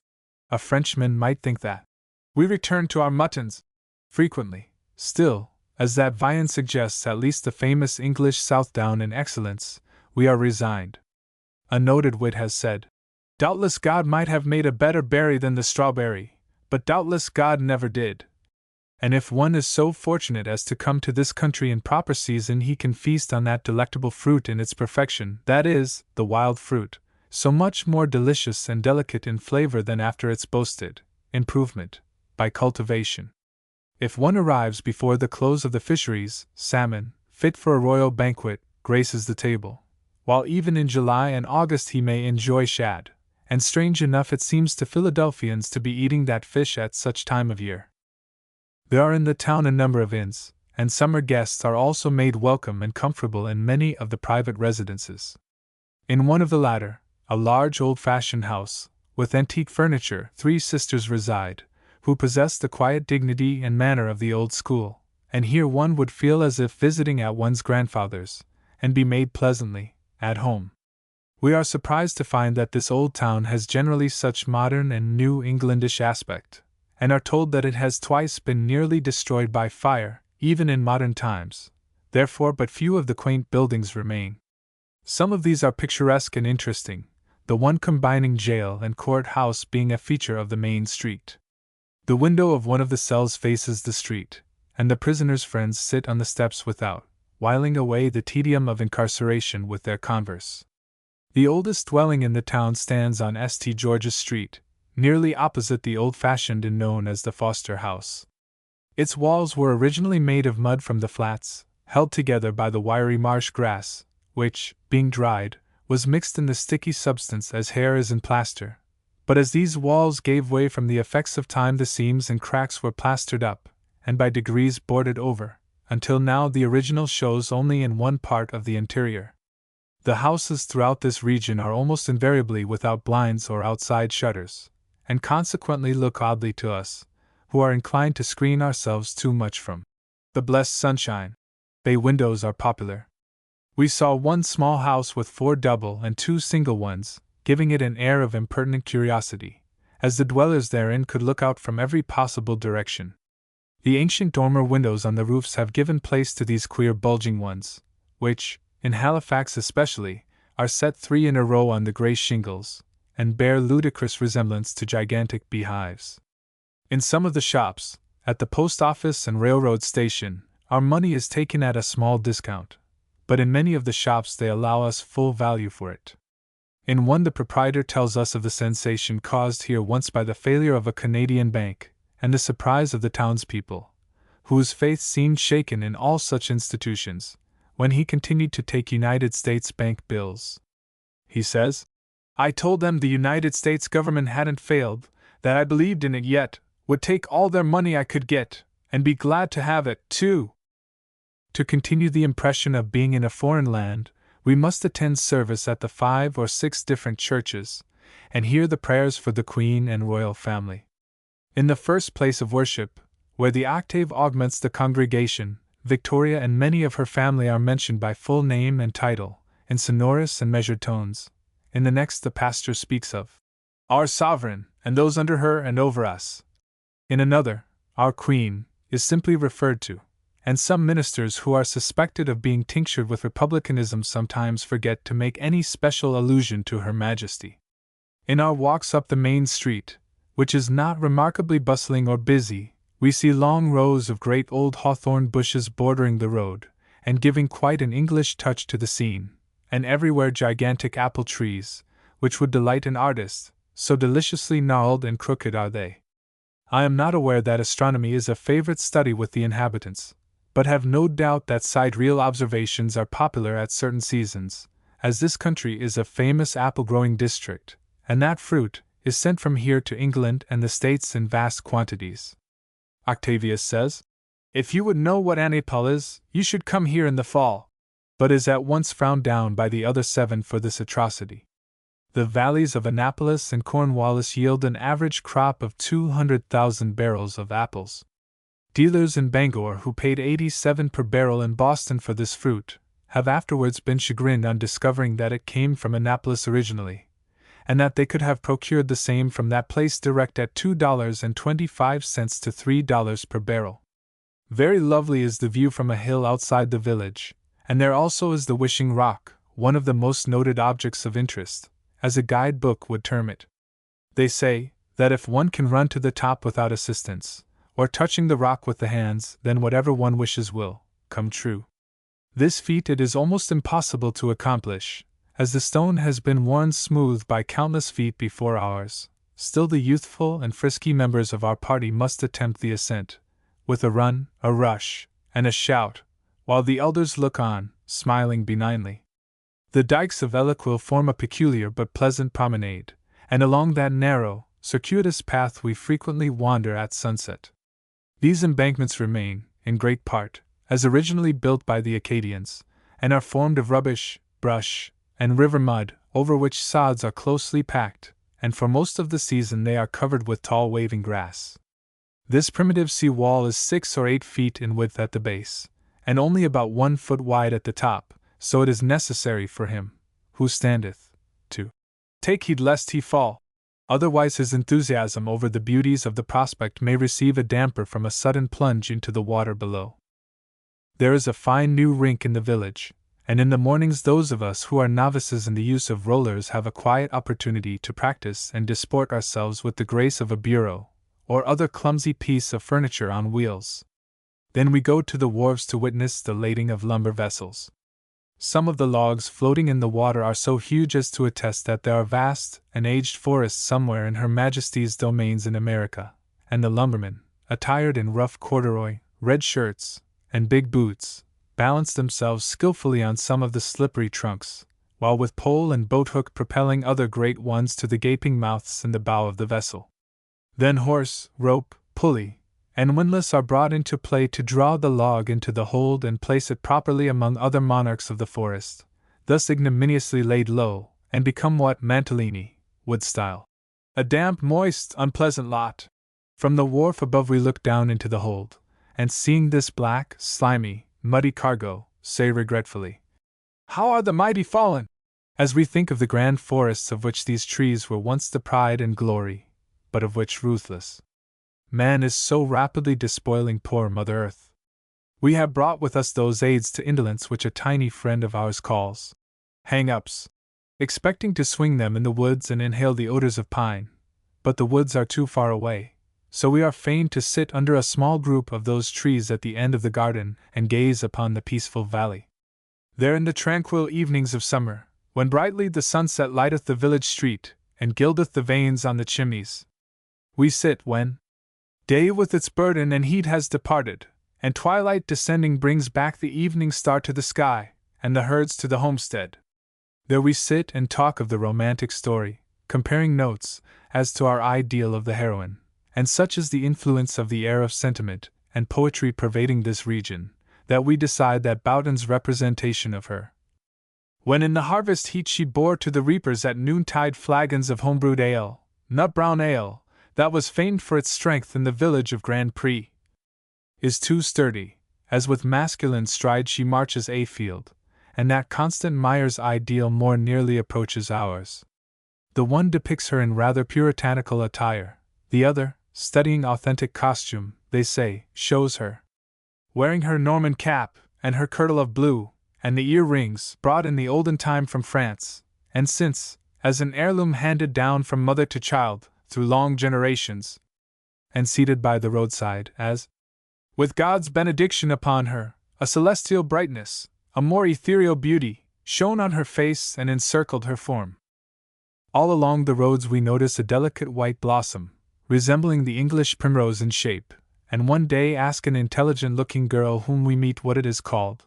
She does not know the name, but says the seed was accidentally brought from England many years ago, and the plant has since become quite a pest, which we can hardly understand as we enjoy its grace and beauty.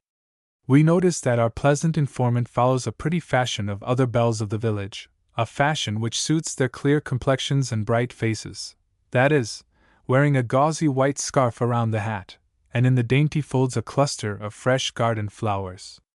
The artist Boughton says, "The impressionist is a good antidote against the illusionist, who sees too much, and then adds to it a lot that he does not see." If he had ever visited this place, we wonder what his idea would be of this quaint poem, supposed to have been written in 1720, which we have unearthed.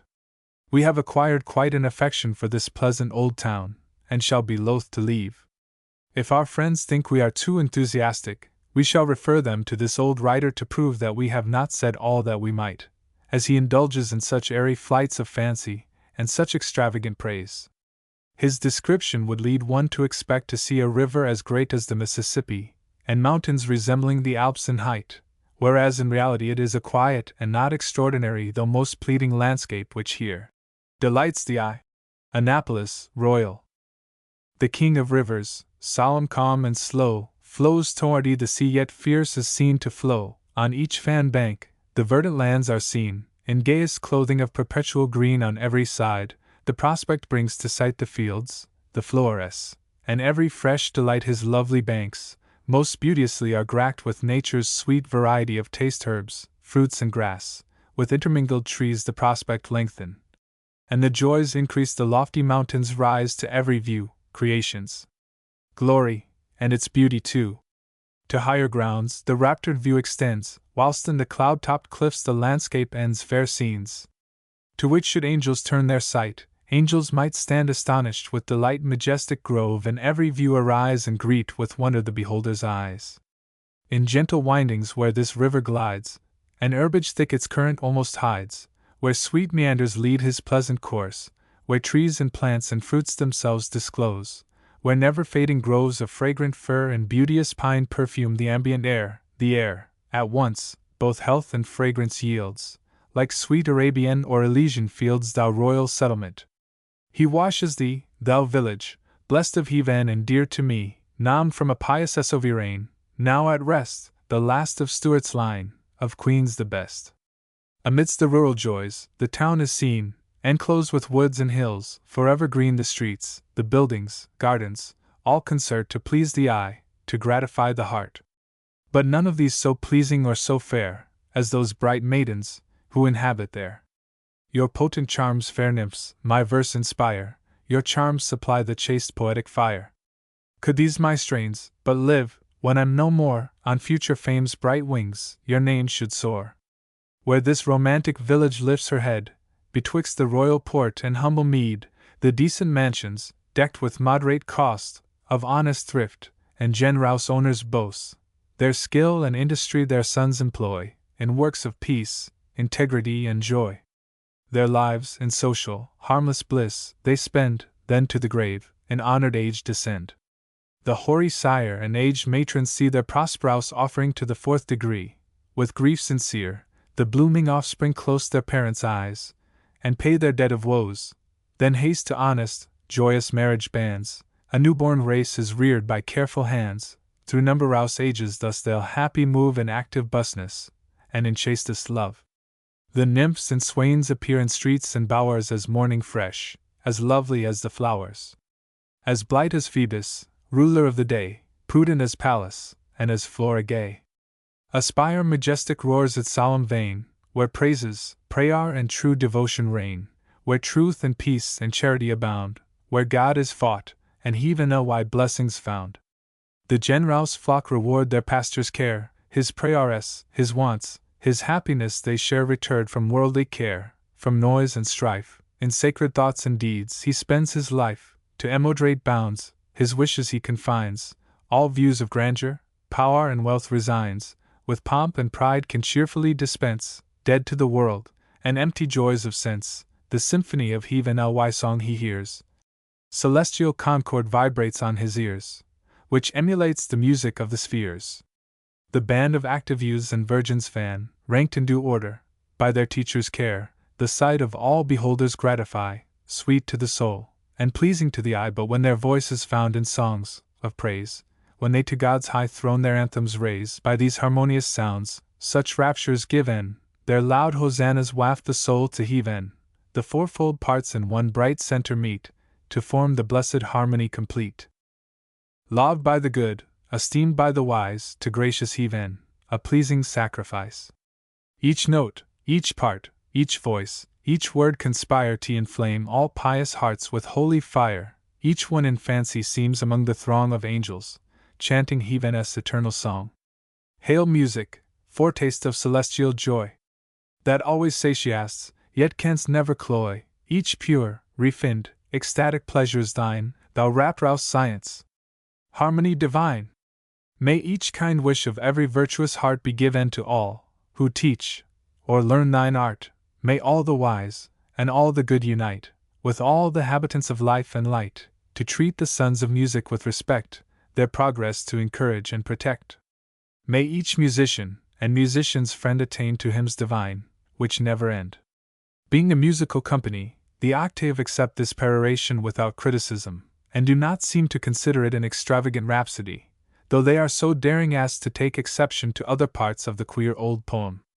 As we have come here for rest, we are not disturbed at finding that trains, etc., are not always strictly on time. We are summoned at 7:15 a.m., but breakfast is not served for more than an hour after. We engage a carriage for 2 o'clock, and perhaps in the neighborhood of 3 see it driving up in a leisurely manner. The people are wise, and do not wear themselves out with unnecessary rush and hurry, as we do in the States. The train advertised to start for Halifax at 2 p.m. more frequently leaves at 3, or 3:30, but then it has to wait the arrival of the steamboat which, 4 times per week, comes across from St. John. The express train requires 6 hours to traverse the miles intervening between this quiet village and that not much livelier town, while for the accommodation train they allow 10 hours. But when one comes to see beautiful country, one does not wish to have the breath taken away by traveling at breakneck speed. We know that some of our party are capable of raising a breeze, and we are on a a time anyhow. Still, this is a remarkably breezy place, the wind rising with the tide, so we understand why there are so few flowers in the gardens. The poor blossoms would soon be torn to pieces. But the windows of the houses generally are crowded with thriving plants gay with bloom, giving most cheery effect as one strolls about the town. In our excursion to the bay shore, we halt to water the horses at a neat little cottage on the summit of the North Mountain, and even here the little garden, protected from the winds by a fence, is all aflame with a wonderful variety of large double and gorgeous poppies. From this point, also, we have our first view of the wide bay, shimmering in the hazy sunlight far below, and can faintly trace the rugged hills of New Brunswick in the distance. Rapidly descending, we follow the coast for several miles, finally stopping at a lonely house on the rocky and barren shore, such a wild spot as a novelist would choose to represent a smuggler's retreat. But the family would not answer his purpose in that respect, for they are homely and hospitable, agreeing at once to provide stabling for our horses and to sell us some milk for our lunch. They drop their net mending, come out en masse, and on learning that some of us are from Philadelphia, greet us like old friends, because their eldest daughter is living in that distant city. The best pitcher is brought out for our use, the whole establishment placed at our disposal, and finding that we will be so insane as to prefer to picnic under the few straggling pines by the water instead of using their dining room, several march ahead to show the way to the rocky point, and we form a long and, of course, imposing procession. As we gaze along this barren and lonely shore, Octavia exclaims, "Imagine the amazement of De Monts when he sailed along this iron-bound coast and suddenly came upon that wonderful gateway which leads into the beautiful Annapolis Basin and the fertile, lovely region beyond." And we all agree that it is a shame that the embouchure should now be known by the vulgar title, Digby Get, instead of its old cognomen, St. George's Channel. "Why couldn't they call it the Gap or the Gate?" one exclaims. "That wouldn't be quite so dreadful." One evening some of our pleasant acquaintances in the town come to take us to Lake La Rose, away up on the South Mountain, and there we embark and glide over the placid water in the moonlight, rousing the echoes with song, and vainly endeavoring to uproot the coy lilies, which abruptly slip through our fingers, and bob down under the water as if enjoying our discomfiture. But as Dame Nature tries her hand at painting in watercolors, treating us to a series of dissolving views, the shower forces us to hurry back to the village again. Before leaving this vale of rest, we must see the widely extended panorama from the Mackenzie Road, where hills beyond hills stretch away to the horizon, and the lovely valley spreads itself like a map below. The bird's-eye view from Parker's Mountain must also be seen, and many other excursions accomplished. The old cannon of Lower Granville also is one of the sights. This ancient piece of ordnance was fired in old times to notify the quiet country folk when news was received from England. At such times relays, 7 to 10 miles apart, mounted in hot haste and carried the messages on until Digby was reached, and from thence a vessel conveyed the news to Boston. As we are talking of all we have seen in this region, and of our various enjoyments, Octavia exclaims, "Some persons thought we could not be content here for a week, yet more than 6 have slipped away, and I'm sure I don't want to go. I shall tell my friends that though we are remote, the rest of the quotation does not apply, for we are neither unfriended, melancholy, nor slow." How often has it been our fate, when among the mountains of New Hampshire, to see the grand ranges disappearing behind a thick curtain of smoke, which, daily growing denser, at last almost completely blots out nature's pictures, so there is no use in undertaking excursions for the sake of fine views. The explanation is invariably fires in the Canada woods, and here in this cool, sequestered vale, we have an opportunity of seeing forest fires before we take our departure for other fields of observation. After sunset we are apparently almost surrounded by volcanoes, as the lurid flames leap up into the deepening blackness of the night, and when we lovers of nature, distressed afterwards by seeing vast tracts all scarred and desolate, exclaim, "Why didn't they stop it? Why did they allow it?" Echo answers, "Why?" One day we learn that a mill on Ellequill is threatened, and expect that there will be some excitement, but a very old-fashioned fire engine, with clumsy hand power pumps, goes lumbering by, followed by men and boys, who walk in a leisurely and composed manner. The mill is saved by some means, however, and we rejoice, as it is, so to speak, historical, standing in a place favored for such purposes since Lescarbot's time, even Argall, in 1613, when demolishing other buildings of the village, having spared the mill which occupied the site of the present one. In our various wanderings we visit the Indian settlement at the head of this crooked stream, but find its residents too civilized to be very picturesque. We are interested in learning what the Canadian government does for their welfare, and wish a similar policy could be instituted in the States. Here, as with us, liquor is their curse. The once famous chief of the Micmacs lives at Bear River, and is addicted to the bottle. One day a young girl, who was a summer guest at this place, sat down on an overturned canoe which this chief, now known as James Muse, had just completed, and, as the bark bent with her weight, the wily Indian pretended that the boat was irretrievably ruined. The girl's father, asking what amount would compensate for the damage, received reply, $10-20, and receiving $30 from the generous stranger, Redskin remarked afterwards that he wished more girl come sit on boat, and probably turned the money into liquid fire, and poured it down his throat in a short space of time. As there is a heavy fine for selling liquor to Indians, one of that race will never divulge from whom he has received it, however intoxicated he may be. Another Indian sachem noted in history, Membertou, lived to the age of 104, and was buried at Annapolis, then Port Royal, with military honors, as befitted the companion of soldiers.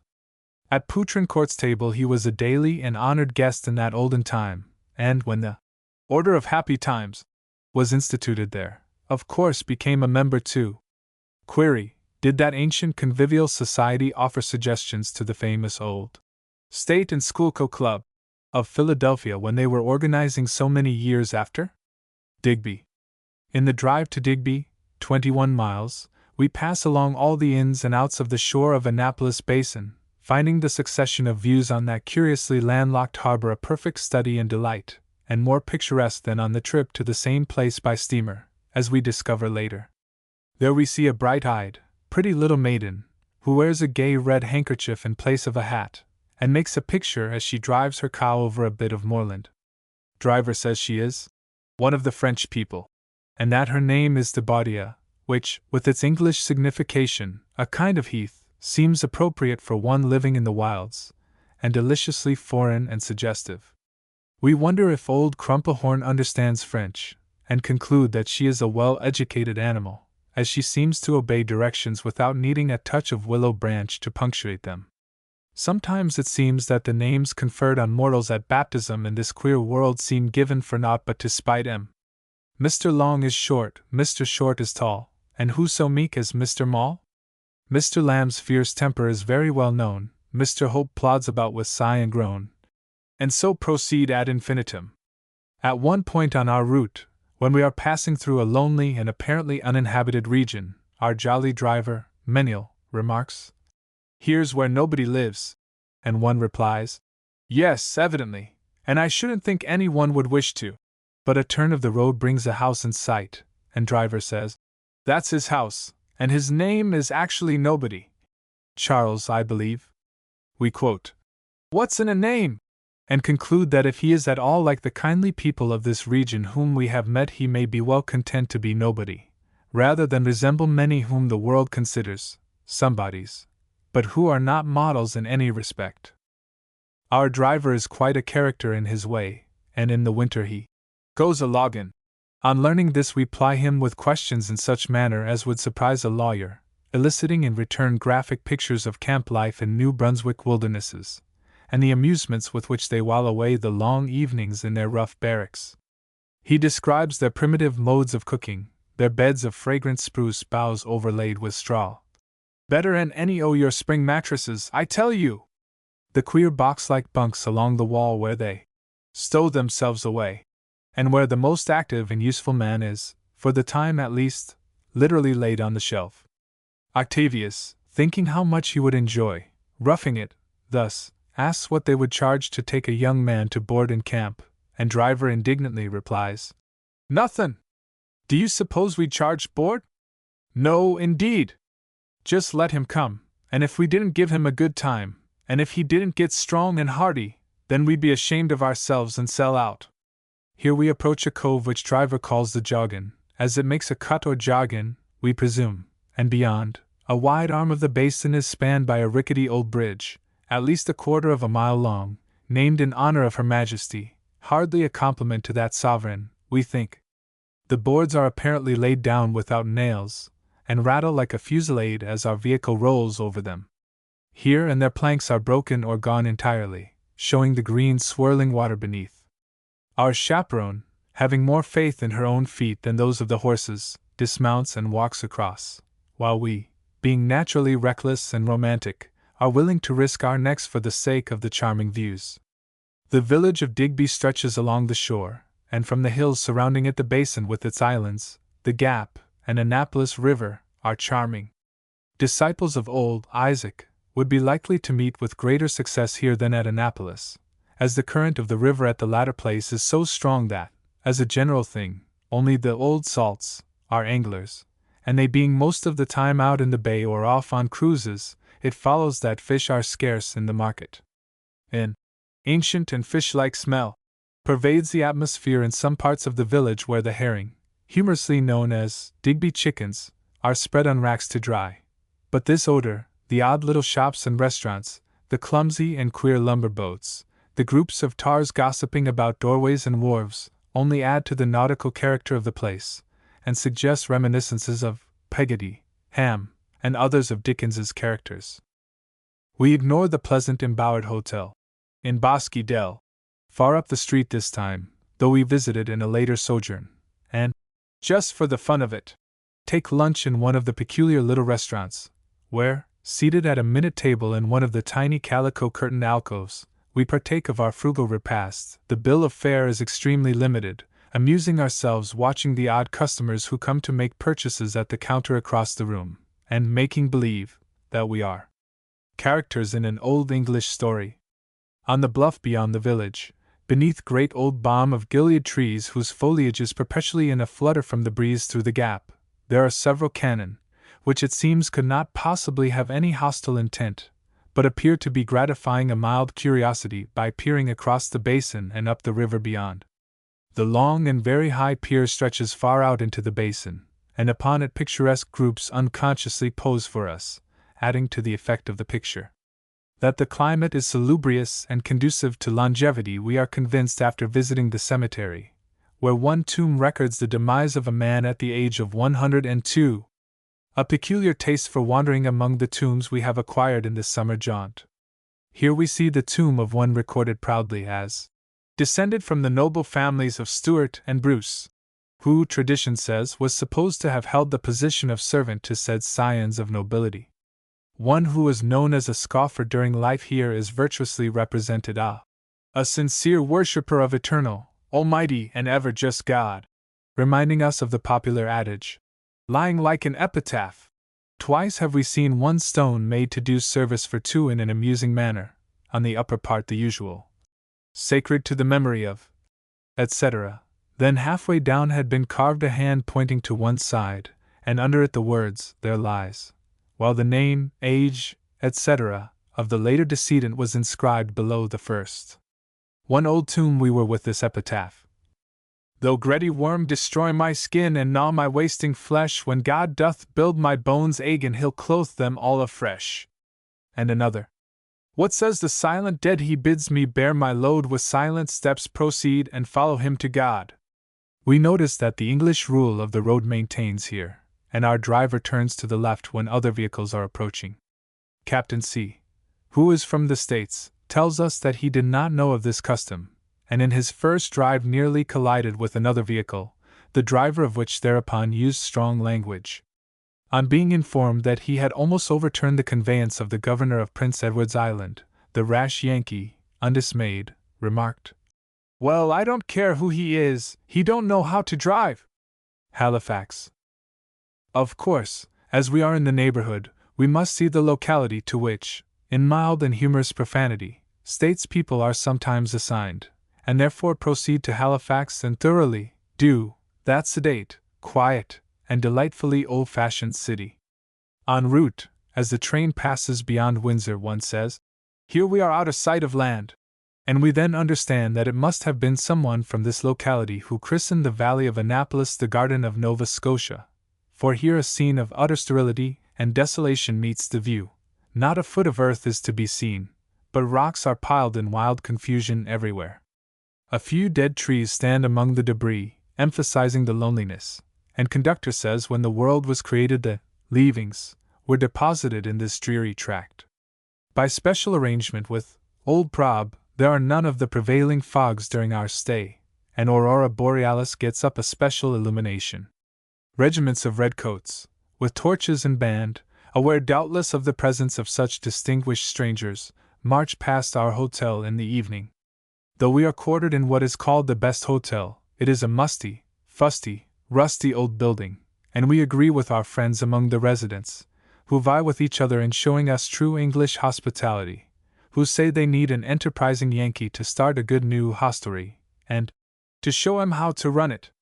Just at this time of year the city is full of summer tourists, many of whom come direct from Baltimore by the ocean steamships, which touch at this port. But, as we are subject to Maldemere's tortures, we rejoice that we came by overland route. Though our friends have engaged rooms for us beforehand, we are fortunate in securing apartments on the 4th floor, where peculiar coils of rope by the windows at once attract our attention. These, on examination, we find have big wooden beads, like the floats of a seine, strung on them at regular intervals, and this peculiar arrangement is a primitive fire escape, which we are positive that no creature but a monkey could use with safety. The prevailing fogs, and the use of soft coal, cause the buildings to appear dingy and rusty, but we like them all the better for that, as the city has a more foreign air, and in some parts, quite strongly suggests Glasgow. In the Parliament building we study the old portraits, concluding that the wigs must have been uncomfortable. Octavius wickedly hints that there is a fashion among ladies of the present time, but as he does not tread on our toes, we ignore this insinuation, and turn our attention to the elaborate ornamentation of the woodwork, which is all antique hand-carving, in the council chambers, and are much interested in some rare old books in the library, among them a copy of the Psalms, 300 years old, and another, with music, dated 1612. Here also we see and are actually allowed to handle a book, presented to the Legislative Library of Nova Scotia in memory of her great and good husband by his broken-hearted widow Victoria R. And of course are duly overpowered at beholding the valuable autograph of that sovereign. In one of the churches we are informed that a certain balustrade is from America, and is all marvel, but do not find it marvelously beautiful nevertheless. Of the gardens the natives are justly proud, as in this moist atmosphere plants, trees, and flowers flourish remarkably. Still, we are not willing to concede that they are the finest in America, as we have been told. We conclude, as we pass the large Admiralty House, with its spacious and beautiful grounds, that Sir Somebody Something must find it a comfortable thing to be monarch of the sea, the ruler of the Queen's nave, and may with reason say, "When at anchor here I ride, my bosom swells with pride," while Halifax herself, with her famous harbor, in which the navy of a great and powerful nation could find safe anchorage, with room to spare, might justly finish out his song with the appropriate words concluding the verse. "And I snap my fingers at a foeman's taunts." Then the citadel, the very name of which revives reminiscences of Quebec, and suggests something out of the everyday order of summer jaunts. As we ascend the hill to the fortress, the first thing attracting our attention is amusing. The squatty looking clock tower, which appears as if part of a church spire, had been carried away by a high wind and dropped down on this embankment. Octavius says, "What a jolly place for coasting, if it were not for the liability of being plunged into the harbor at the foot," as we mount the hill. At the gate we are consigned to the care of a tall soldier, whose round fatigue cap must be glued to his head, or it certainly would fall off, so extreme is the angle at which it inclines over his ear. A company of soldiers are drilling within the enclosure, their scarlet coats quite dazzling in the bright sunlight and in contrast with the cold gray granite, while others, at opposite angles of the walls, are practicing signals with flags, the maneuvers of the latter being quite entertaining as they wave the banners, now slowly, now rapidly, diagonally, vertically, horizontally, or frantically overhead. as if suddenly distraught.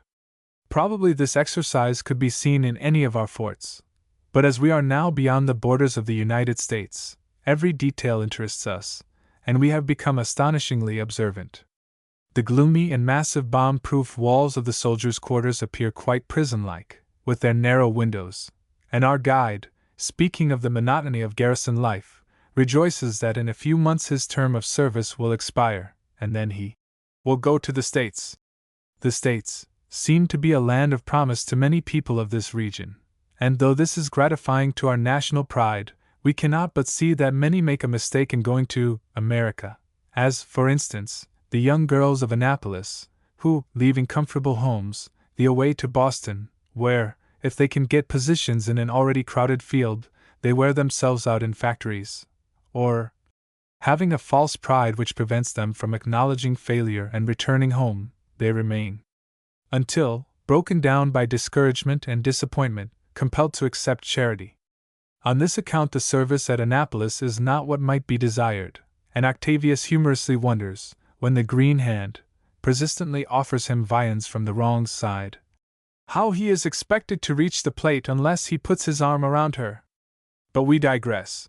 As our party, with other sightseers who have joined the procession, promenade about the fort, a culprit in the guardroom catches sight of the visitors as they pass, and evidently for their hearing, sings mischievously, "Farewell, my own! Light of my life, farewell! For crime unknown I go to a dungeon cell." We conclude, as he is so musical about it, that he does not feel very much disgraced or oppressed by his imprisonment, though someone curiously inquiring why he is there, learns that it is for a trifling misdemeanor, and that punishments are not generally severe, though the guide tells of one soldier who, he says, threw his cap at the colonel, and got 5 years for it, and we thought he'd get 10. From the ramparts the picture extending before us southeastwardly is very fine indeed, as, over the rusty houses shouldering each other up the hills so that we can almost look down the chimneys, we look out to the fortified islands and points, with the ocean beyond. Point Pleasant, thickly wooded to the water's edge, hides the strangely beautiful inlet from the harbor known as the Northwest Arm, which cuts into the land for a distance of 4 miles, half a mile in width, suggesting a Norwegian fjord. But that, and the country all about the city, we enjoy in a long drive later. On the return, regardless of the gaze of passengers astonished at our unconventional actions, we sit on the platform of the rear car, while pleasantly gleams in the soft, sweet air the basin of Minas, and the model conductor plies us with bits of information, which we devour with the avidity of cormorants. Grand Prix. Finally the brakeman shouts, "Grand Prix!" and Octavia remarks, "Yes, indeed, this is the Grand Prix of our tour," as the party step off the train at this region of romance. The gallant conductor, with an air of mystery, leads the way to a storage room in the little box of a station, and there chops pieces from a clay-covered plank and presents us as souvenirs. Pieces of a coffin of one of the Acadians, exhumed at Grand Prix 14 months ago, near the site of the old church. We are told, and when he continues, "A woman's bone was found in it," one unromantic and matter-of-fact member of the octave asserts, "Evangeline's grandmother, of course," while another skeptically remarks, "That's more than I can swallow. It would give me such a spell o' cuffin' as I couldn't get over." But the conductor and others staunchly avouch the genuineness of the article, affirming that they were present when it was dug up. The forest primeval, if it ever stood in this region, must have clothed the distant hills which bound the vast meadow, and now are covered with a dense growth of small trees which are not murmuring pines. A superannuated tree in the distance, it is said, once shaded the smithy of Basil Lajeunesse, that mighty man of the village, and only stony hollows in the ground marked the site of the house of Father Felician and the village church. It was to this spot, then, that the wondering peasants were lured by stratagem, when, with a summons sonorous, sounded the bell from its tower, and over the meadows a drum beat. Thronged ere long was the church with men. Without in the churchyard waited the women. They stood by the graves, and hung on the headstones garlands of autumn leaves and evergreens fresh from the forest. Then came the guard from the ships, and marching proudly among them, entered the sacred portal. With loud and dissonant clangor echoed the sound of their brass drums from ceiling to casement, echoed a moment only, and slowly the ponderous portal closed, and in silence the crowd awaited the will of the soldiers. After refreshing ourselves with pure, clear, and cold water from the old well, made by the French, and rewalled a few years ago, we turn away, with a longing, lingering look behind, and continue our drive through the great prairie, which resembles the fertile meadowland along the Connecticut River. We stop a few moments near a picturesque little church of gray unpainted wood, and look off over the verdant fields to the point where a distant shimmer of water catches the eye, and the hills bound the picture. Near at hand, on the right, the trunk of an aged apple tree, planted by the French, shows one green shoot, and about the church are Lombardy poplars, which, though good-sized trees, are perhaps only shoots from those planted by the Acadians, in remembrance of such arboreal grenadiers of their native land. The old French dike is surmounted by a rough rail fence, and is now far inland, as hundreds of acres have been reclaimed beyond. Dikes that the hands of the farmers had raised with labor incessant shut out the turbulent tides. Our lamented American poet never visited this region which he describes so delightfully, his reason being that, cherishing an ideal picture, he feared reality might dissipate it. Yet an easy journey of 28 hours would have brought him hither, and we, feeling confident that he could not have been disappointed, shall always regret that he did not come. As an appropriate close to this sentimental journey, we drive through the secluded Gaspereau Valley, along the winding river, which is hardly more than a creek, toward its wider part where it flows into the basin, which stretches out broad and shining. With such a view before us, we cannot fail to picture mentally the tragic scenes of that October day in 1755, when the fleet of great ships lay in the basin, and when on the falling tide the freighted vessels departed, bearing a nation, with all its household gods, into exile without an end, and without an example in story. Those whom Burke describes as the poor, innocent, deserving people, whom our utter inability to govern or reconcile gave us no sort of right to extirpate, were torn from their happy homes and scattered like dust and leaves, when the mighty blasts of October seized them, and whirled them aloft, and sprinkled them far o'er the ocean. In the midst of these peaceful scenes was perpetrated a cruel wrong, and an inoffensive people banished by the mandate of a tyrant. In that beautiful poem, parts of which one unconsciously gets by heart, or falls into the habit of quoting when sojourning in this lovely region, Basil the blacksmith says, "Louisbourg is not forgotten, nor Beauséjour nor Port Royal." And having held an impromptu history class on the subject of the last mentioned, we turn our attention to the other fortified points of which the hasty and somewhat irascible Sledgewielder spoke.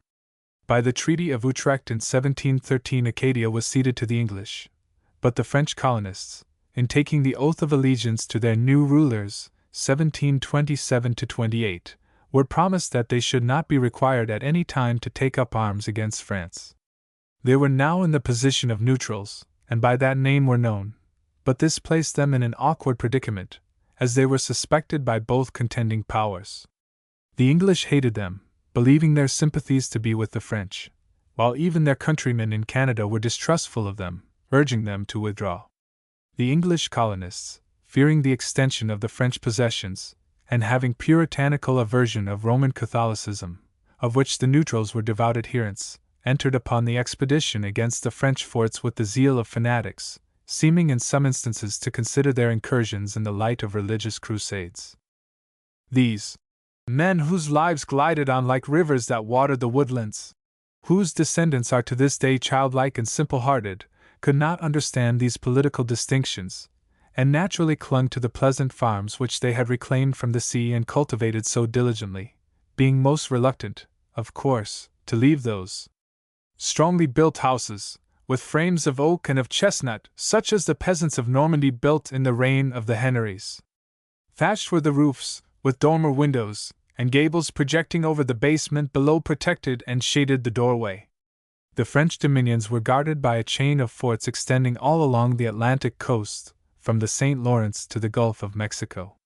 That on Cape Breton Island, which protected the approach to the St. Lawrence, was considered invincible, its walls being 30 feet high, 40 feet thick, and surrounded by a moat 80 feet in width. Boston sent out a fleet of 41 vessels and 3,000 men to Cape Breton to assail the Gibraltar of America, as the fort of Louisbourg was called. Forces from New Hampshire and Connecticut joined the expedition at Canso, and this remarkable fortress, whose fortifications alone cost $5 million, was besieged and capitulated after 49 days, yielding to untrained soldiers, the victory owing to mere audacity and hardihood, backed by the rarest good luck. As one English writer says, the conquerors themselves were amazed at their success when they discovered the great strength of the fort. Their victory was, in fact, due largely to maneuvers which deceived the French regarding the strength of their forces. This was 10 years before the dispersion of the French neutrals was effected, and during those years the Acadians, being zealous Catholics and devoted to the mother country, naturally but almost unconsciously were drawn into the disputes between France and England, and it is not to be wondered at if, as some authorities state, there were 300 of their young men found in arms when the English attacked Fort Beauséjour. The French had built Forts Beauséjour and Gaspereau on the neck connecting the peninsula of Nova Scotia with the mainland, to guard the entrance to their territory. A few hot-headed youths, who thought they were honestly serving their country and people by taking up arms in defense, might have been forgiven, particularly as it is known that some were pressed into the service, and that the oath which they had taken years before absolved them from taking arms against France, but did not pledge them against serving in her defense. These forts were taken by Lieutenant Colonel Monckton in June, 1755, the garrison of Beauséjour being sent to Louisbourg on condition that they should not take up arms in America for 6 months. Prince Edward's Island, then called St. John's Island, fell into the hands of the English when Cape Breton was taken, and the inhabitants were sent to France. In the summer of 1755 matters seemed to be culminating, and the bitter dissensions were brought to a crisis.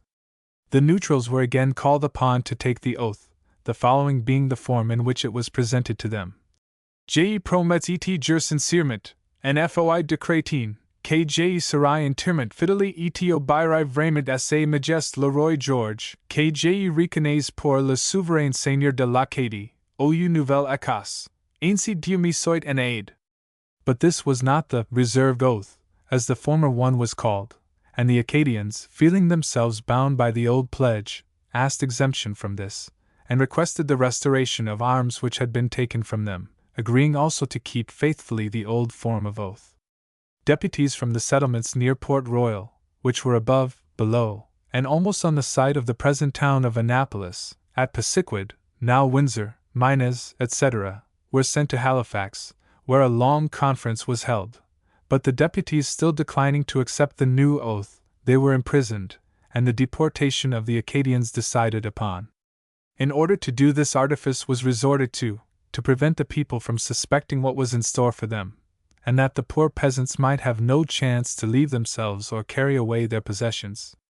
Both old men and young men, as well as the lads of 10 years of age, were called by a proclamation to attend at the church at Grand Prix at a certain time, and it was declared that no excuse would be admitted on any pretense whatever, on pain of forfeiting goods and chattels, in default of real estate. The settlers on the basin of Minas were immigrants from Saintonge, Poitou, and La Rochelle, who came to this country in the early part of the 17th century. The land which they had reclaimed from the basin was rich and fertile. They exported grain to Boston, and became prosperous. The object of the call to the church does not seem to have been suspected. When Basil says, 4 days now are past since the English ships at their anchors ride in the Gaspereau's mouth, with their cannon pointed against us, what their designs may be is unknown, but all are commanded on the morrow to meet in the church, where His Majesty's mandate will be proclaimed as law in the land. Benedict responds, perhaps the harvests in England by the untimely rains or untimelier heat have been blighted, and from our bursting barns they would feed their cattle and children. But in the church the mystery was solved soon enough, and naturally a terrible scene ensued. They were informed that their lands, tenements, cattle, and livestock of all kinds were to be forfeited to the crown, with all their effects, saving their money and household goods, and they themselves banished, though, so far as the capacity of the transports permitted, they were to be allowed to carry their household goods with them. They were also promised that families should not be separated, and that the transportation should be made as easy as possible. Then they were declared prisoners, and the church became the guardhouse. 10 men at a time were allowed to leave the building, to pack their goods and assist in the preparations for departure, and when they returned 10 others were also permitted to leave for a time. While Monckton was destroying Remscheid, Shediac, and other towns on the Gulf Coast, Hanfield gathered up the French Annapolitans, and Murray those about Windsor, putting them on shipboard, and on the 21st of October the ships, with their wretched passengers, set sail. In the confusion and hurry of embarkation some families were separated, and it is on this fact that the story of Evangeline is founded. Most of the exiles were scattered among the towns of Massachusetts, and in the State House in Boston some curious old records relate to them, one town desiring compensation for keeping 3 French pagans, from which it seems that there was still prejudice against them because of their religion. From the cold lakes of the north to sultry southern savannas, to the region where, on the banks of the Teche are the towns of St. Maur and St. Martin, to the parish of Attakapas, and the prairies of fair Opelousas. In Louisiana, some of the exiles wandered. Their descendants live there at the present time, and are known as Cajuns. Though sometimes harshly treated in the towns where they were quartered, though shouldered off from one village to another when one grew weary of or made excuses for not maintaining them, the poor wanderers were mild, gentle, and uncomplaining. A writer in Canadian Antiquities says, "None speaks the tongue of Evangeline, and her story, though true as it is sweet and sorrowful, is heard no more in the scenes of her early days." The way in which it came about that Longfellow wrote his poem was in this wise. One day, when Hawthorne and a friend from Salem were dining with the poet, the Salem gentleman remarked to the host, "I have been trying to persuade Hawthorne to write a story based on a legend of Acadia and still current there, the legend of a girl who, in the dispersion of the Acadians, was separated from her lover, and passed her life in waiting and seeking for him, and only found him dying in a hospital when both were old." The host, surprised that this romance did not strike the fancy of the novelist, asked if he himself might use it for a poem, and Hawthorne, readily assenting, promised not to attempt the subject in prose until the poet had tried what he could do with it in metrical form. No one rejoiced more heartily in the success of the world-renowned poem than the writer who generously gave up an opportunity to win fame from his working up of the sad theme. Authorities differ widely regarding the number of persons expelled from Acadia, many historians giving the estimate at 7,000. In a letter from Governor Lawrence to the governors of the different colonies to which the exiles were sent, he says, "As their numbers amount to near 7,000 persons, the driving them off with leave to go whither they pleased would have doubtless strengthened Canada with so considerable a number of inhabitants." Bryant says, 7,000 probably represented with sufficient accuracy the total French population of Acadia in 1755, but the entire number of the exiled did not exceed, if mine it be correct, 2,000, of whom many subsequently returned to Acadia. 5 years after the departure of the exiles, a fleet of 22 vessels sailed from Connecticut for Grand Prix with a large number of colonists, who took possession of the deserted farms. They found 60 ox carts and yokes, while on the edge of woods of the inland country, and in sheltered places heaps of bones told of cattle which had perished of starvation and cold after their owners were forced to leave them to such a fate. A few straggling families of the Acadians were also found, who had escaped from the search of the soldiers, and had lived in hiding in the wilds of the back country for 5 years, and during that time had not tasted bread. Clare. Only along the shore of the mournful and misty Atlantic linger a few Acadian peasants, whose fathers from exile wandered back to their native land to die in its bosom. In the fisherman's cot the wheel and the loom are still busy, maidens still wear their Norman caps and their kirtles of homespun, and by the evening fire repeat Evangeline's story. Resolved to see these curious Clare settlements, extending for 50 miles on the coast, where descendants of the French Acadians live in peace and unity, we reluctantly take our departure at last from dear old Annapolis, which has been our restful haven so long, and where we have been reviving school days and studying history and geography seasoned with poetry and romance. Although it was expected that the W. C. R.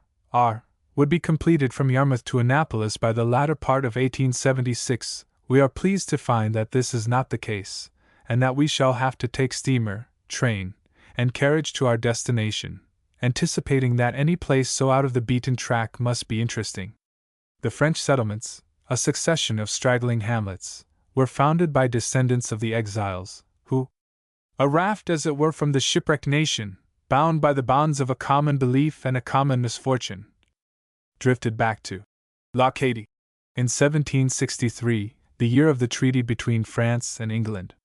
The lands of their fathers and their old haunts on the basin of Minas were in possession of people from New England, and having a natural and inherited affection for localities by the sea, they wandered down the coast and scattered along shore as we find them now.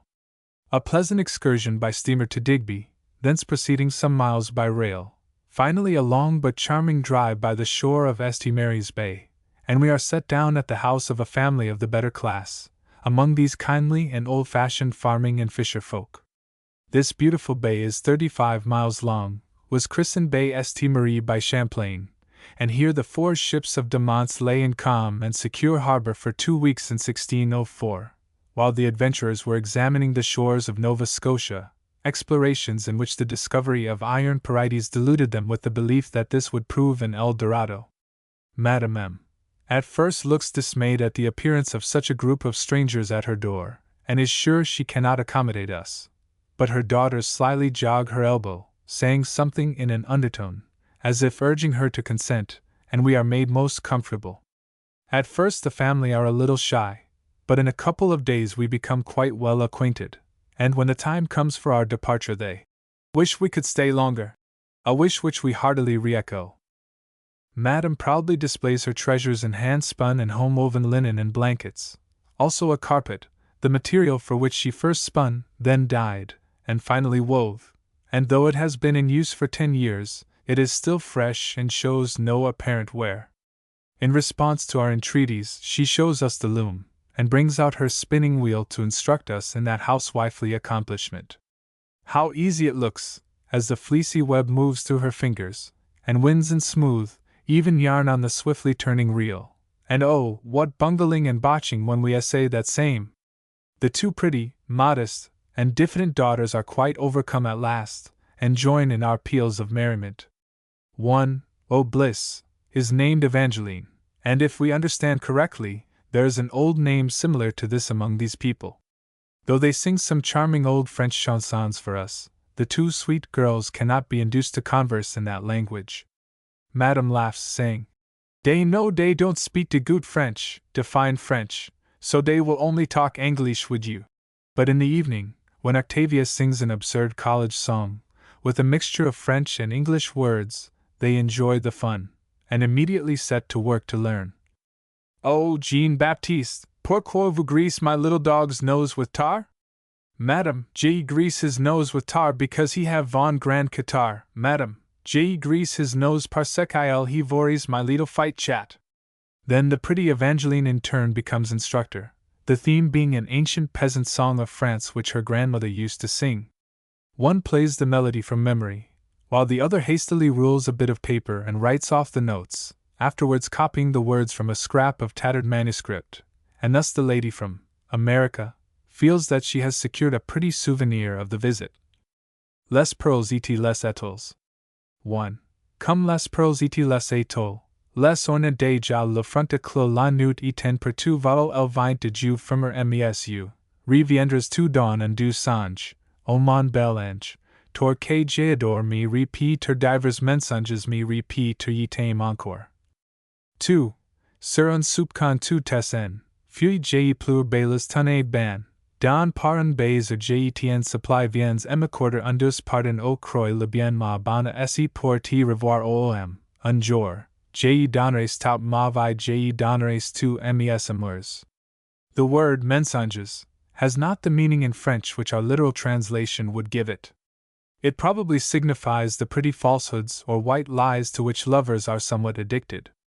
The next day is Sunday, and troops of people, in their peculiar costume, appear on the road from all directions, wending their way to the great white wooden church. Despite the innate grace of the French, of which we hear so much, We see that the young men among these peasants are not unlike the shy and awkward country lads of Yankee land. Before and between the services they roost on the fence opposite the church, while the young girls, totally oblivious of their proximity, of course, gather in groups on the other side of the road, gossiping. We infer that many have come a long distance to attend service, as we see several families eating their lunch, picnic fashion, in the fields near the church. In the church, what a sensation the strangers make, and how interesting is the service. To one of us, at least, the grand service of Notre Dame of Paris was not so impressive as this. In the one case, a famous bishop, robed in priceless lace and cloth of gold, with a troop of acolytes at the altar, while the most famous singers of the opera filled the vast structure with rapturous melody. In the other, a large plain wooden building with glaring windows of untinted glass, the priest in vestments of coarse Nottingham lace and yellow damask, but with spiritual, benignant countenance, and a choir of untrained voices. A company of men droned out Gregorian chants in painfully nasal tones, using antique books with square-headed notes. Then the sweet voice of our host's daughter, Evangeline, sounded solo, and her youthful companions in the choir took up the chorus of the Kyrie eleison. Then came the evening service. The tapers gleamed from the altar, fervent and deep was the voice of the priest, and the people responded, not with their lips alone, but with their hearts, and the Ave Maria sang they, and fell on their knees, and their souls with devotion translated, rose on the ardor of prayer, like Elijah ascending to heaven. The young girls array themselves in hats and costumes which are only 2 or 3 years behind the prevailing mode, but the attire of the middle-aged and elderly women is striking and peculiar. For Sundays, this is invariably black throughout, and yet does not look funereal. The dress is of plain bombazine or alpaca, a shawl folded square, and over the head a large silk handkerchief, which must be put on with greatest exactness and care to make just so many folds at the sides with a huge knot under the chin, while the point at the back hangs below the neck, and generally has 1 or more initials neatly worked in colors. Cross-stitch. In the corner. As most have clear olive complexion, with rich color in the cheeks, arid lustrous black eyes, this headdress is surprisingly becoming, giving quite a gypsyish effect. During the week, a calico dress with long white apron is worn by women and children, and over the head a light chintz handkerchief, or a gay bandana, quite suggestive of the everyday wear of foreign peasantry. We are told that a girl's wealth is sometimes estimated by the number of handkerchiefs she owns. Mrs. R. says she has, in winter, seen a girl divest herself of no less than 10 headkerchiefs, taking them off, one by one, and carefully folding them in the most natural manner, as if there could be nothing uncommon or amusing in the proceeding. The old women, in winter, wear enormous cloaks, made with a large square yoke, into which 8 or 10 breadths of material are closely plaited, this unwieldy garment completely enveloping them from head to foot. These distinctive features in costume are disappearing, and ere long our American peasantry may become commonplace and uninteresting. Let us hope that they may never lose the sweet simplicity, frankness, honesty, thrift, and other pleasing characteristics which they now possess. In the houses is seen a peculiar rocking settle, similar to those in use among the Pennsylvania Dutch. This odd piece of furniture has one end railed in front to serve for cradle, so Papa, Mama, and Baby can rock and take comfort, together. Towards evening we visit the convent, where the sisters, who probably do not receive frequent calls from visitors, seem glad of the opportunity for a pleasant chat and a bit of news from the outside world. They show us through their exquisitely neat establishment, where, in the culinary department, a crone who is deaf and rather childish approaches us with such strong evidence of delight, that we expect at least to be embraced. But a sign from the superior relieves us from the impending demonstration. At sunset, as we stroll along the road, 3 pretty little girls who are driving home a flock of geese tempt us to air our French a little, and a lively conversation ensues, causing their black eyes to sparkle and their white teeth to flash bewitchingly. One of the children explains why one of the awkward birds wears a clumsy triangular collar of wood, with a stake apparently driven through its throat, to prevent it from going through the fences. And when one of the strangers, imitating the waddling gait of the creatures, improvises, Bonsoir, mademoiselle, vertu l'oubli? Il est à toi, Such a shout of merry laughter is heard as one might willingly go a long way to listen to. When one gives her name, Therese Leblanc, our query, Votre père est-il la notaire? Strange to say, puzzles her, but she probably is not familiar with a certain famous poem, although our hostess and her daughters have perused it. As time passes, and she feels better acquainted and at ease with us, Madame M.'s younger daughter amuses us by showing some mischievous tendency, and we conclude she is something of a tease. In the most artless manner, and without intentional familiarity, she slides her arm through Octavia's in a confidential manner, and imparts some important information. Dawn Elorile. What is it? Well, remember it is whispered, and now don't go and tell. It is that there is a swain who is Evangeline's special devoted, and the quick blush which rises most becomingly on that damsel's cheek speaks for itself. We have seen for ourselves how many a youth, as he knelt in the church and opened his missal, fixed his eyes upon her. And as our eyes turn to the lovely view of the bay with its sheltering highlands, we can readily imagine how, on just such evenings as this, apart, in the twilight gloom of a window's embrasure, sat the lovers, and whispered together, beholding the moon rise over the pallid sea, while, silently one by one, in the infinite meadows of heaven, blossomed the lovely stars, the forget-me-nots of the angels. We do not ask if the lover's name is Gabriel, but earnestly wish her a happier lot than that of the sad heroine of Grand Prix's story. The sun sinks behind the hills which bound lovely St. Mary's Bay, and we plainly see the two curious openings known as the Grand Passage and Petit Passage, through which the fishermen sail when conveying their cargoes to St. John. The Petit Passage is 1 mile wide, and passing through this deep strait the hardy fishermen can, in favorable weather, cross to St. John in 8 to 10 hours. These highlands across the bay, known as Digby Neck and Long Island, are a continuation of the range of mountains terminating in Blomidon on the Minas Basin, and so singularly cut away to make entrance to Annapolis Basin, at St. George's Channel, vulgarly known as Digby Gut. When de Monts and his party were ready to continue their cruise from this sheltered haven, behold, one of their company, a priest, was missing, and though they waited several days, making signals and firing guns, such sounds were drowned by the roar of the surf, and never reached the ears of the poor man lost in the woods.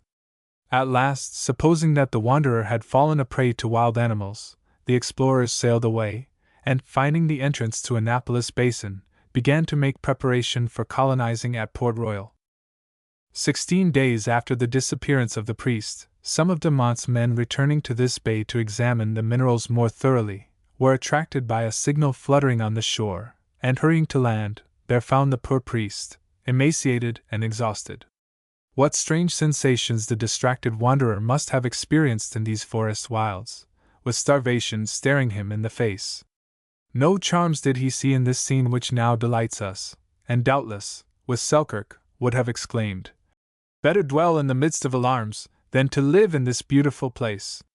This strange wild coast and the cod banks of Newfoundland were known to and visited by foreign fishermen at a very early date. The Basques, that primeval people, older than history, frequented these shores, and it is supposed that such fisheries existed even before the voyage of Cabot, 1497.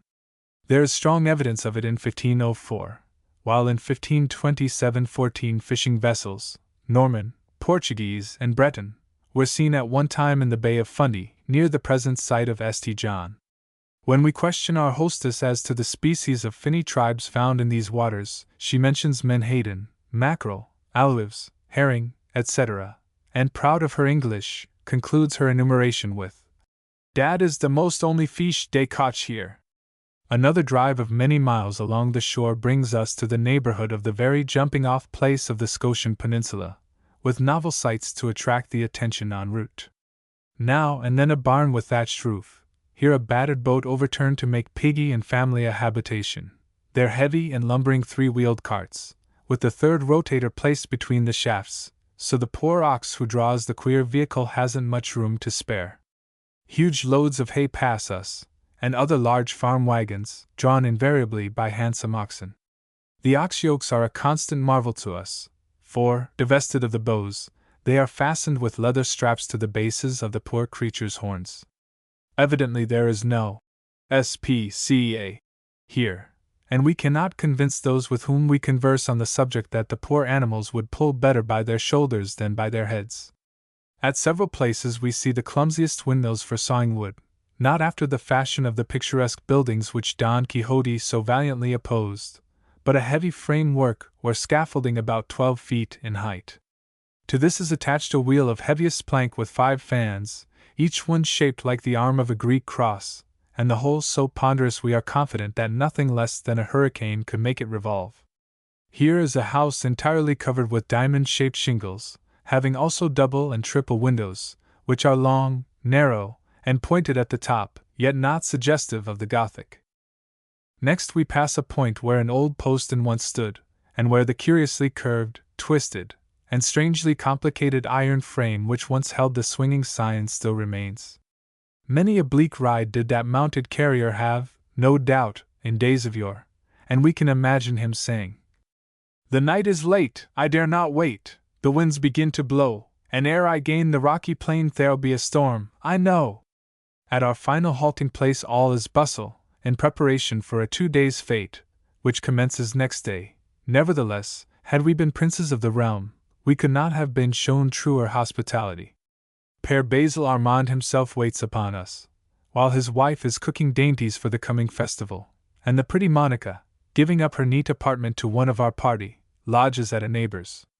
Monsieur R., though 78 years of age, retains all his faculties perfectly, is straight as an Indian, his luxuriant hair unstreaked with gray, and he is over 6 feet in height. He reminds us of the description of Benedict Bellefontaine. Stalwart and stately in form was the man of 70 winters, hardy and hale was he, an oak that is covered with snow flakes. But our host is even a finer specimen of vigorous age. Then his books, for he is collector of customs, a post which he has held for 25 years, would amaze many a younger clerk or scribe, and he is amused, but apparently gratified, when we ask for his autograph, which he obligingly writes for each in a firm, clear, and fine hand.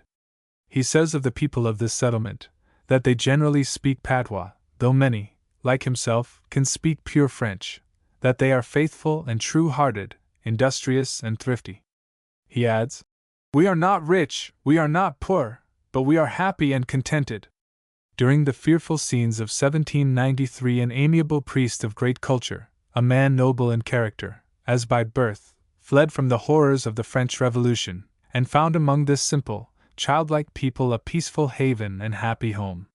This earnest man, Abbé Séguin, devoted himself in every way to their good, governing them wisely and well, and might truly have said, in the words of Father Felicien, "I labored among you and taught you, not in word alone but in deed." Many years he resided here. His memory is now venerated almost as that of a saint, and we are of course greatly interested when Monsieur R. brings out, with just pride, his greatest treasure, a cumbersome and quaint old volume which was once the property of the good priest. There is a strong feeling of brotherhood, like the Scottish clanship, among the people, and the lands of parents are divided and subdivided, so the children at marriage may each receive a portion as dower, and settle down, near their childhood's home. Consequently the farms are long drawn out, extending sometimes in very narrow strips for a mile or more inland. Abbé Reynaud writes most poetically, although not absolutely in rhyme, of this gentle brotherhood, where every misfortune was relieved before it could be felt, without ostentation on the one hand and without meanness on the other. Whatever slight differences arose from time to time among them were amicably adjusted by their elders. Our driver says étoiles, for étoiles, fret, for Freud, si, for oui, etc. The dancing crests of the waves he calls chapeaux blancs, which is similar to our appellation, and also speaks of un bon coup de the, showing that an English word is occasionally adopted, though hardly recognizable in their peculiar phraseology.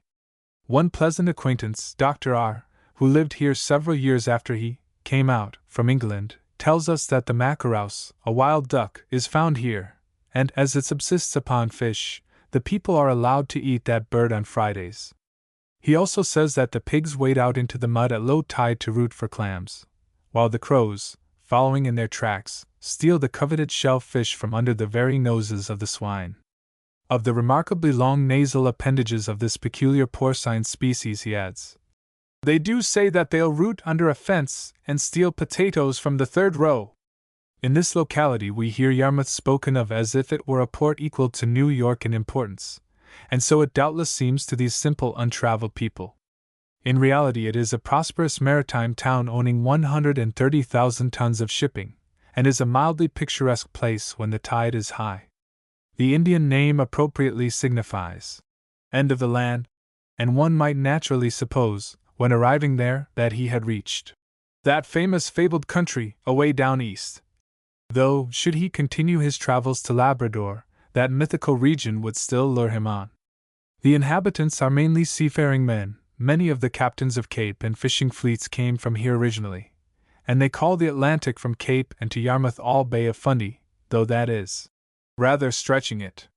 It was near here that de Monts made his first landing and caught a nightingale, May 16, 1604.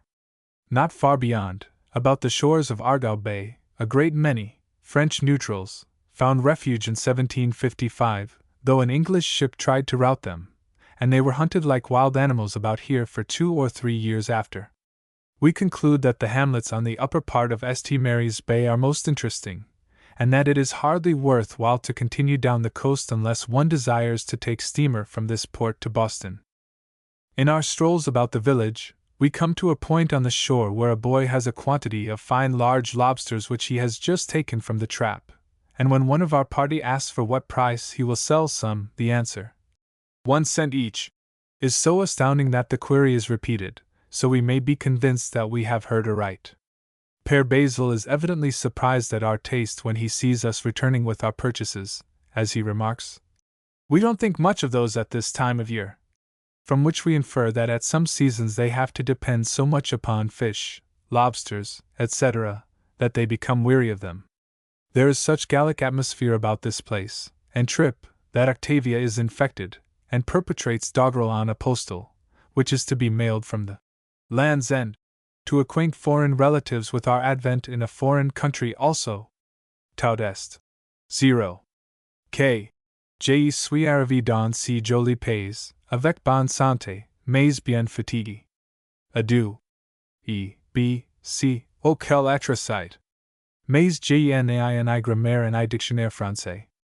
Pleasantly rose next morn the sun, and though we are up and out betimes, life had long been astir in the village, and clamorous labor knocked with its 100 hands at the golden gate of the morning. Now from the country around, from the farms and the neighboring hamlets, came in their holiday dresses the blithe Acadian peasants. Many a glad good morrow and jocund laugh from the young folk made the bright air brighter, as up from the numerous meadows, group after group appeared, and joined or passed on the highway. Long ere noon, in the village all sounds of labor were silenced. Thronged were the streets with people, and noisy groups at the house doors sat in the cheerful sun, and rejoiced and gossiped together. Every house was an inn, where all were welcomed and feasted, for with this simple people, who lived like brothers together, all things were held in common, and what one had was another's. Père Basil is surprised to find that we have not come especially to attend the festival, of which we had not heard until our arrival, though he evidently thinks the fame of their elaborate preparations has traveled far and wide. While we are waiting for the vehicles which are to convey us to the railroad station, a long drive inland, many most picturesque groups pass the door, some walking, some riding on ox carts, and all carrying flowers, pyramidal and gorgeously ornamented cakes, or curious implements for games, totally unknown to us moderns. Our host has a pleasant greeting for all, and receives cordial reply, and sometimes merry jest and repartee from the happy revelers. Much to our delight, our route to the station passes the grounds where the fete is held, and here we see booths of boughs, a revolving swing, which they call a gallants, fluttering flags, and gay banners. Merry groups of young people are engaged in games or dances, while the elders are gossiping, or look on approvingly, and the air is filled with lively music. Can it be that the melodies which we hear are the famous old ones?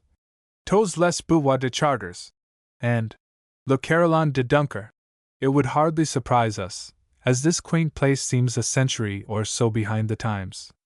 We wish we could stop for an hour or two to watch them, but trains wait for no man, and we must return to Digby and there take steamer for St. John.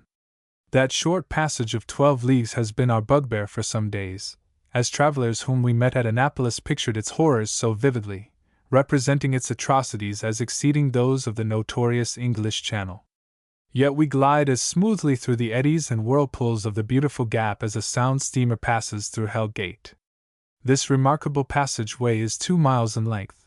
The mountains rise on either hand to the height of 560 and 610 feet, the tide between rushing at the rate of 5 knots an hour. We note gray, water-worn rocks at the sides, resembling pumice in appearance, though of course very much harder stone, and evidently of similar formation to that of the ovens at Mt. Desert.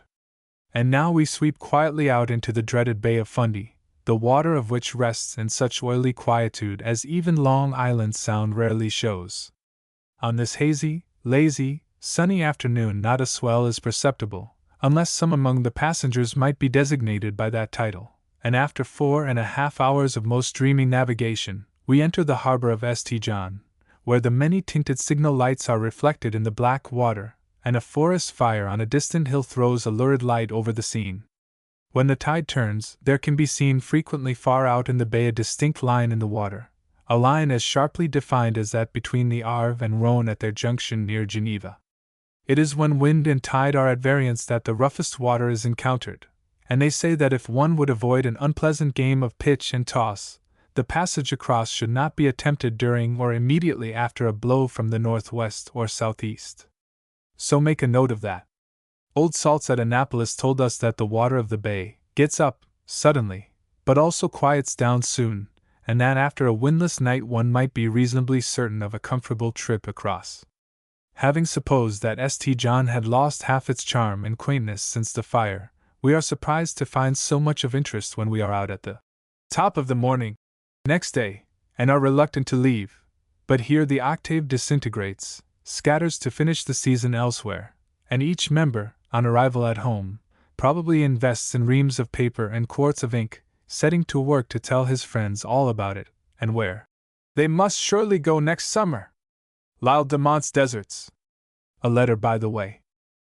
Beautiful Isle of the Sea.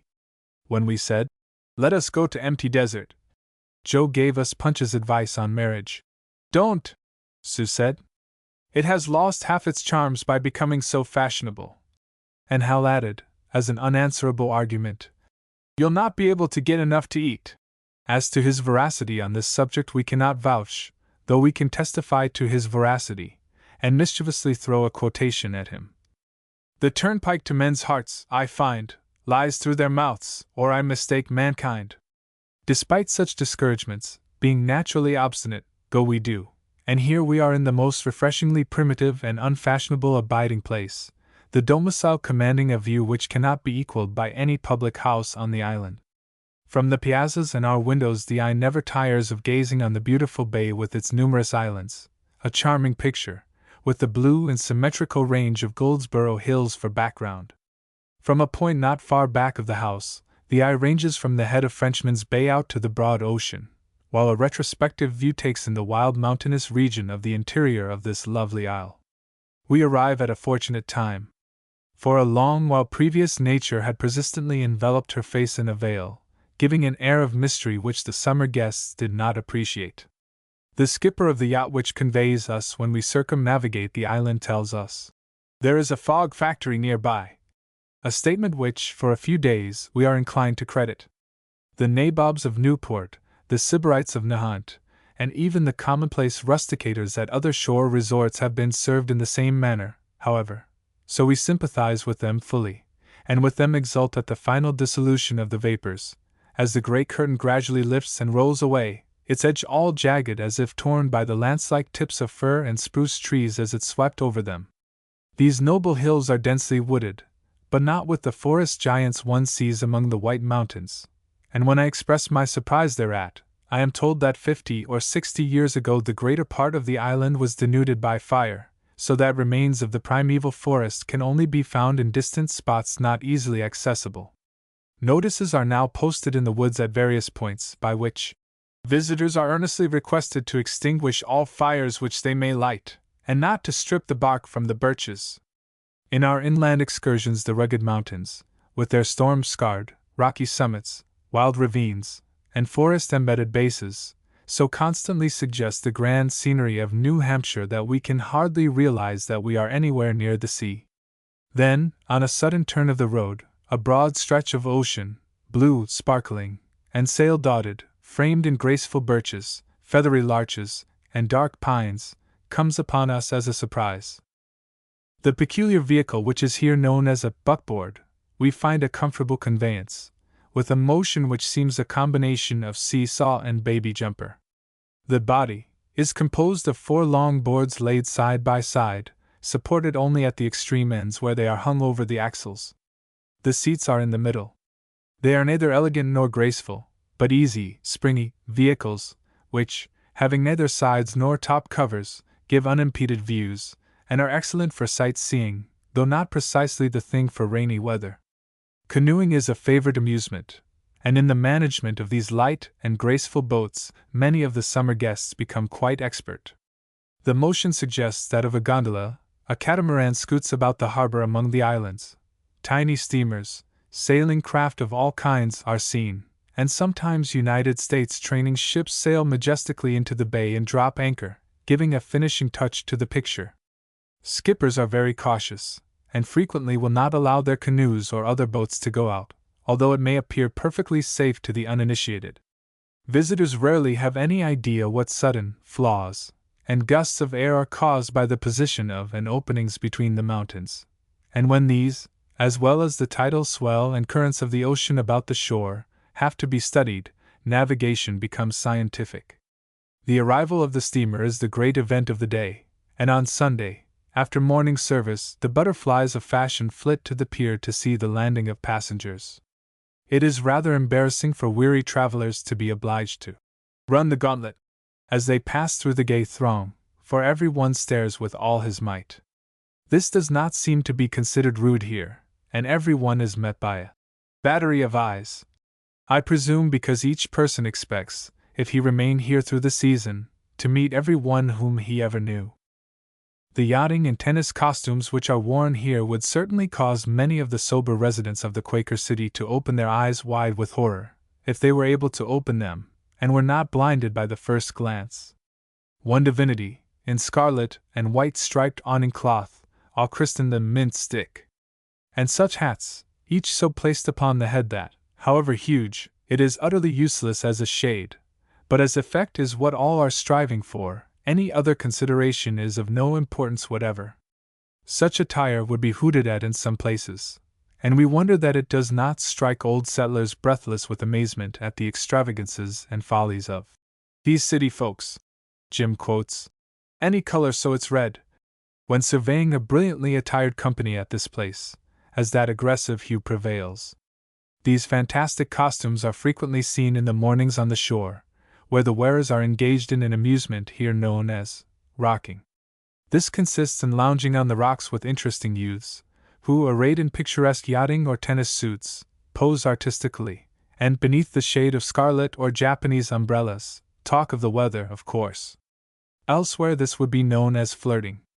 We do not approve of the names of some of the public houses, and wonder that they could not have chosen more suggestive titles. The Hotel d'Isles has a more suitable and appropriate cognomen, if they would spell it correctly, which they invariably do not. This name is borne by descendants of the old French settlers, but is now, sad to tell, pronounced by their contemporaries, de Sizzle. We call our house Pleasant Haven, or Restful Retreat, though it appears under a different title in the guide-book. It would never do to tell what its name really and truly is, lest you should think I have been engaged to puff it. We have delicious bread and excellent fare, and though this is plain, of course, all is temptingly served, and everything neat and nice enough for any one. Our rooms are extremely plain, but neat. Closets are unknown, but on hooks along the wall on one side of the apartment we hang our garments, protecting them with chintz curtains which we brought for the purpose. A resident of Fifth Avenue occupies the garret rooms above, having selected them from choice, and expatiating on their advantages in quiet, air, and views, becomes an attic philosopher. Occasionally we get out our fineries, and go to some hop, or entertainment in the village, but return better satisfied with our present home, and snapping our fingers at Mrs. Grundy, do not envy any of her votaries. If our advice were asked, we should say, come to one of the smaller hostelries, like this, where you can be independent and comfortable, and bring half-worn winter garments, with boots ditto, to be prepared for tramping and excursions. The excursions which can be taken I will not enumerate, will merely state that the ascent of Green Mountain, in clear weather, and the drive to Great Head are most satisfactory. On our way to the latter point we stop at Anemone Cave, where we enjoy an impromptu concert by members of Philadelphia glee clubs, the fine voices and beautiful harmonies being enhanced by the dark arch of rock and the ceaseless music of the surf, which forms a grand accompaniment. The view from Green Mountain is quite unique, the eye traversing ocean and land for 40 miles in any direction, following the singularly serrated coast of Maine, the course of some sound, that remarkable inlet from the sea which almost divides the island, and tracing the waving line of far distant mountain ranges. The mainland is curiously cut into long rocky points and ragged peninsulas, from which the islands seem to have broken off and drifted out to sea. From this height, 1,535 feet, the ocean seems placid and smooth, much less awe-inspiring than from the shore, where the surges roll in with such tremendous power, as if endeavoring to crush the towering cliffs which oppose them. The clustering buildings of Bar Harbor appear like a child's playthings, or Nuremberg toys, the miniature vessels like seagulls just alighted, the white tents of the Indian encampment ludicrously suggest a laundry with big wash hung out to dry, and the whole scene looks as if viewed through the large end of an opera glass. It is a peaceful and beautiful picture for memory to treasure and look back upon with delight.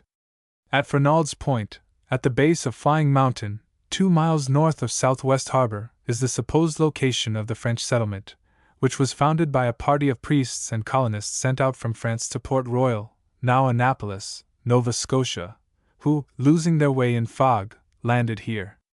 The peaceful little community, after only a few weeks' occupancy, were routed by that grasping individual, Argall, the deputy governor of Virginia, who was detested by his own colonists for his tyranny and rapacity. That person, not content with the domains which his position entitled him to govern, cruised along the Atlantic coast, making many such incursions among the colonists. In this case, after destroying the buildings, he cruelly set adrift in an open boat 15 of the poor, harmless people, who, after suffering great hardships, were picked up by a trading vessel and conveyed to St. Malo. We wonder that investigations have not been made ere this at this spot, as it seems probable that old implements and objects of interest might be brought to light. How we wish we were members of the Maine Historical Society, and by that body empowered to superintend excavations at the site of a colony which was in existence, 1613, 7 years before the landing of the Pilgrims. Samuel de Champlain, friend, associate, and pilot of de Monts in the latter's investigations of his possessions in Acadia, in 1604, was sponsor of this island which has since become so famous, of which he speaks as La Grande Isle de Monts Deserts. And by the early lord of the realm the whole of Frenchman's Bay was also called La Havre du Saint-Sauveur. That wicked Jim says that the Indian name of the island must suggest itself to some travelers on their way here, unless they come by the land route. There are 35 guests in our house, who form a pleasant company, and though of course there is great diversity of taste and character shown among them, they form a harmonious assembly. In the evenings we have sings, readings, games, and charades, frequently growing hilarious. Sedate professors, dignified divines, and learned writers enter into these sports with the zest of schoolboys on a holiday. Some of these games may be new, and that others may derive amusement for similar occasions. I will describe 2 of them. In one, called Comparison, the company seat themselves in a circle. Each one whispers to his right-hand neighbor the name of a person known to the company, to the one at his left, the name of an object. Then each in turn gives aloud the name which his neighbor whispered to him, and tells why he or she resembles the object, making the comparison complimentary or otherwise. The uncomplimentary comparisons are generally the most laughable, and of course all understand that tea is all for fun, so no one takes any offense. For instance, Mr. J. resembles the harbor bar, or did this morning, because there was a heavy swell rolling over him. The company understanding this as an allusion to a frolicsome tussle which Mr. J. had with the beau of the house. A rhyming game also affords much amusement. One person gives his neighbor a list of words, the words ending the lines of a sonnet or part of a poem, and the person receiving the list must fill in the lines, bringing in the words given, in proper order, at the ends of the lines. In the following instance, the words italicized are the ones which the player received from his neighbor. In this case, the terminal words of Longfellow's beautiful description of a calm night by the sea will be recognized, although the word ocean was inadvertently substituted for organ. All the long white beach is silent as a beach should ever be, while the sea gulls stand and listen to the moaning of the sea. All the solemn oysters gather, gazing upward to the sky, while a lobster breaks the silence, crooning low his litany. Little shrimps in their dark caverns, eating supper all alone, looking out upon the ocean, whispering in an undertone, "'Tis sad and lonely by these beaches, shall we ne'er go beyond?" All the barnacles, uprising, never, tearfully respond. As we are by the sea, nautical rhymes seem to turn out naturally. The writer of this remarkable effusion is evidently not an evolutionist, though he may think there are some queer fish among the heterogeneous inhabitants of this island. At last the day comes when we must turn away from these lovely scenes, and it is with regret, and many a backward look, that we are conveyed to the Rockland boat. That vessel pursues a circuitous route along the coast, among the picturesque islands, the trip suggesting quite forcibly the St. Lawrence with its 1,000 isles, as old Neptune is fortunately in amiable mood, and shows a smiling countenance. So we have no grudge to lay up against him, and only pictures tinged with coloraturos to carry away with us. Seaside amusement in the city of Sauls. As it is our custom to come to these New England shores every summer, in order, as Jim says, to get salted so that we may keep well through the winter, by which you need not infer that we get into a pickle. We commence the process at this place, before proceeding to more northerly points. As the dry spell has made the roads so dusty that there is little pleasure in driving, and our horses are at present in the stables of our chateaux in Spain, and consequently not available this warm evening, we gather on the porch to be entertained by the learned converse of the professors, until an approaching storm drives us indoors. Within this shooting box, as the young man who has traveled christens the house, thinking that an appropriate title for a domicile where so many members of the Hunt family are collected, there is a motley assembly, as they gather around the sitting-room table. There are Portuguese, Michiganders, Pennites, Illinoisans, Bangarillas, and other specimens of natural history such as would have puzzled Agassiz himself, and the question arises, what shall we do to amuse ourselves this rainy evening? But Pat, the engineer, oiler of the domestic machinery of the establishment, and keeper of this menagerie, seems overcome with fatigue. The astronomer is eclipsed in a corner. The professors are absorbed in sines and cosines. The fisherman nods over his paper. Grandma knits her brows in the stocking. Elsie is deep in a book, and no one displays any special interest in the matter until pencils and paper are distributed for the game of crambo. The modus operandi of that most wise and learned game is as follows: 4 slips of paper are given each person, on one of which he is requested to write a question, and on each of the other scraps a word. These are then shuffled, and all in turn draw. And now there is great commotion, for each participant is expected to answer his question in rhyme, and to bring the 3 words which he has drawn into his answer also. Such a chorus of "oh dears," and such dismayed faces. The student proposes to procure the coffee mill to assist him in grinding out his poem. The tennis player wishes she had a hatchet to chop up a long word which has fallen to her lot, so that she can put it in proper meter. But Mr. Short, 6 feet 2 inches, with watch in hand, calls time, and then silence, as pencils race over papers as if on a wager. 10 minutes is the brief space allotted for the production of the wondrous effusions, and when Mr. S. announces, "Time's up," the hat is again full, and one says, with a sigh of relief, "There, I never made 2 lines rhyme in my life before." Another modestly remarks, "You needn't think we are verdant because we are in green." But the warning finger of the philosopher is raised, and Pat, The reader begins, emphasizing the words drawn as he reads. Why so much quarreling about religion? It's as plain as string beans that from this very means the world is not right. If I had but clear sight I might hope ere this night is beginning to wane the thing to explain.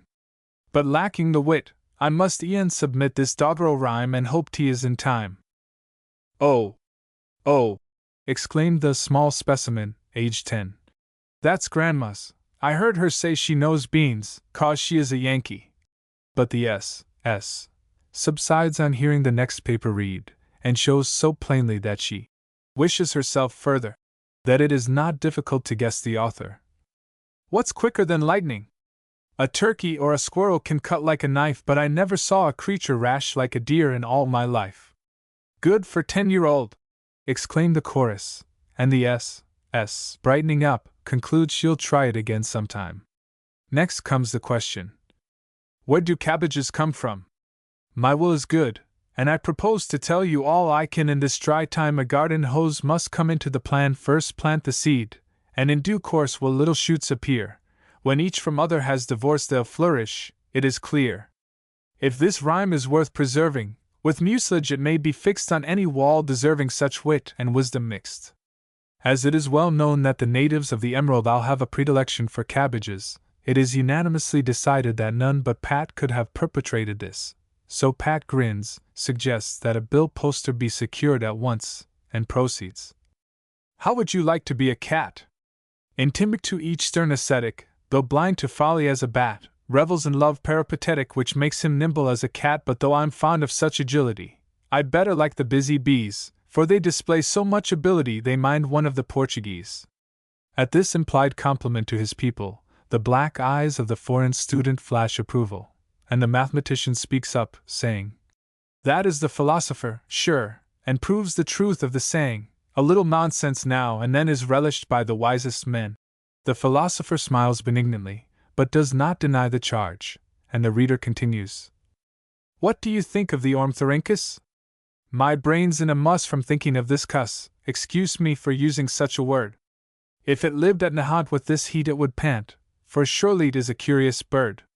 You may think me a muff, and declare I talk stuff, but I hope you'll not doubt my word. For though out in all weathers its coat's not of feathers but of fur, at least so I've heard. But by this illumination, Kant's ratiocination, I don't see it, though it may seem quite absurd. The company, strange to say, hit upon Elsie for this, and are evidently surprised that one so given up to pomps and vanities should display such knowledge of natural history. But they evidently suspect her of shining by reflected light, as she sits next to the philosopher, and I heard her ask him a question about this animal with the jaw-breaking name. By this time the party have become so brilliant, having polished each other up as by diamond cutters' wheels, that it is moved and seconded that we try again. The laughter has brought down the chemist from the laboratory, the fisherman from his den, besides rousing the astronomer, who scintillates in the corner to such a degree that all others expect to be totally eclipsed. This time the fisherman, who is also an amateur gardener and farmer on a small scale, draws an appropriate question, in regard to which he enlightens us as follows, and what he says must be true, as we know he has had experience with pigs and hens. Which knows most, a pig or a hen? 'Tis hard to tell in rustic rhyme what pigs or hens may know. A cabbage head in olden times sure knew enough to grow. If balm and corn to them were thrown by parsimonious bill, I think the fact would then be shown, for piggy'd eat his fill. Next comes the chemist with the question. Do you like peanuts? Peanuts are double, and so is the trouble involved in effort to answer it. Hand over a few, and see if I do not like peanuts better than Sanskrit. Any one who had heard the chemist warbling, He who hath good peanuts and gives his neighbor none, he shan't have any of my peanuts when his peanuts are gone, would not have doubted this. The philosopher next airs his learning in the following. What do you admire in a fool? Water has such combustibility that one may rightfully admire the happy lack of wise ability which never river sets on fire. Truth needs no recapitulation to make what's simple plainer still. Folly courts our admiration wherever fashion has her will. Part of this is so abstruse that I fear the company do not fully appreciate it, so the next is quite startling, and after hearing it we learn the cause of the astronomer's silent merriment in the corner, and rejoiced that Dr. Holmes's experience in writing as funny as he could has proved a warning to this individual. What is stronger than an onion? Oh, scissors! On a summer night to tax a fat Republican in thinking out with all his might some mightier thing than an ion. Garlic maybe's not strong enough. Well, I'll exert my spunk, so here you have it, in the rough, a polecat alias S.K. The oleaginous personage comes next with the question, "Do you like crambo?" which was answered, rather ambiguously, thus: "If our last lingo was a specimen of this most wise and learned game, 'tis sure that thus not many men would long be known to fame. Any of you as well as I would knock our type all into pie, if ghost, or man, or printer's devil should show us up for good or evil." Here the sedate and dignified Elsie gives her opinion of a summer recreation after this fashion. "Are you fond of fishing? A foolish amusement, it seems to me, to be rocking about on the briny sea watching for bites 'neath a broiling sun. Mosquitoes will give you 'em when day is done. For my part, I'd rather be left in peace to read of travels in sunny Greece, varied by poem on pleasures of hope. Whatever my employment, I shall not mope. But it proves great sport for Cousin Bill. He's a youth just starting up life's hill, but should he as old as I become, he would conclude that tea is all a hum-dot." Where a person generally considered proper became familiar with slang, I cannot imagine, but I make no remarks. Owing to the absence of two members of the household, who, having been caught out in the shower, are probably calculating the specific gravity of rain drops and their effect on new straw hats, we have doubtless been deprived of more poems of surprising depth and brilliancy. And from regard for the excessive modesty of other participants in the game, I suppress many compositions of rare merit which were brought out this stormy evening. This letter is merely to acquaint you with an important fact, which is as follows. As Dr. Holmes has informed you with regard to the Asylum for Decayed Punsters, be it known hereby that we have here started a rival institution, a school for poets. So when you wish to secure the services of any of the graduates, you may know where to apply. And the reason why the game of crambo is like night is, because it is quiet in the middle and noisy at both ends.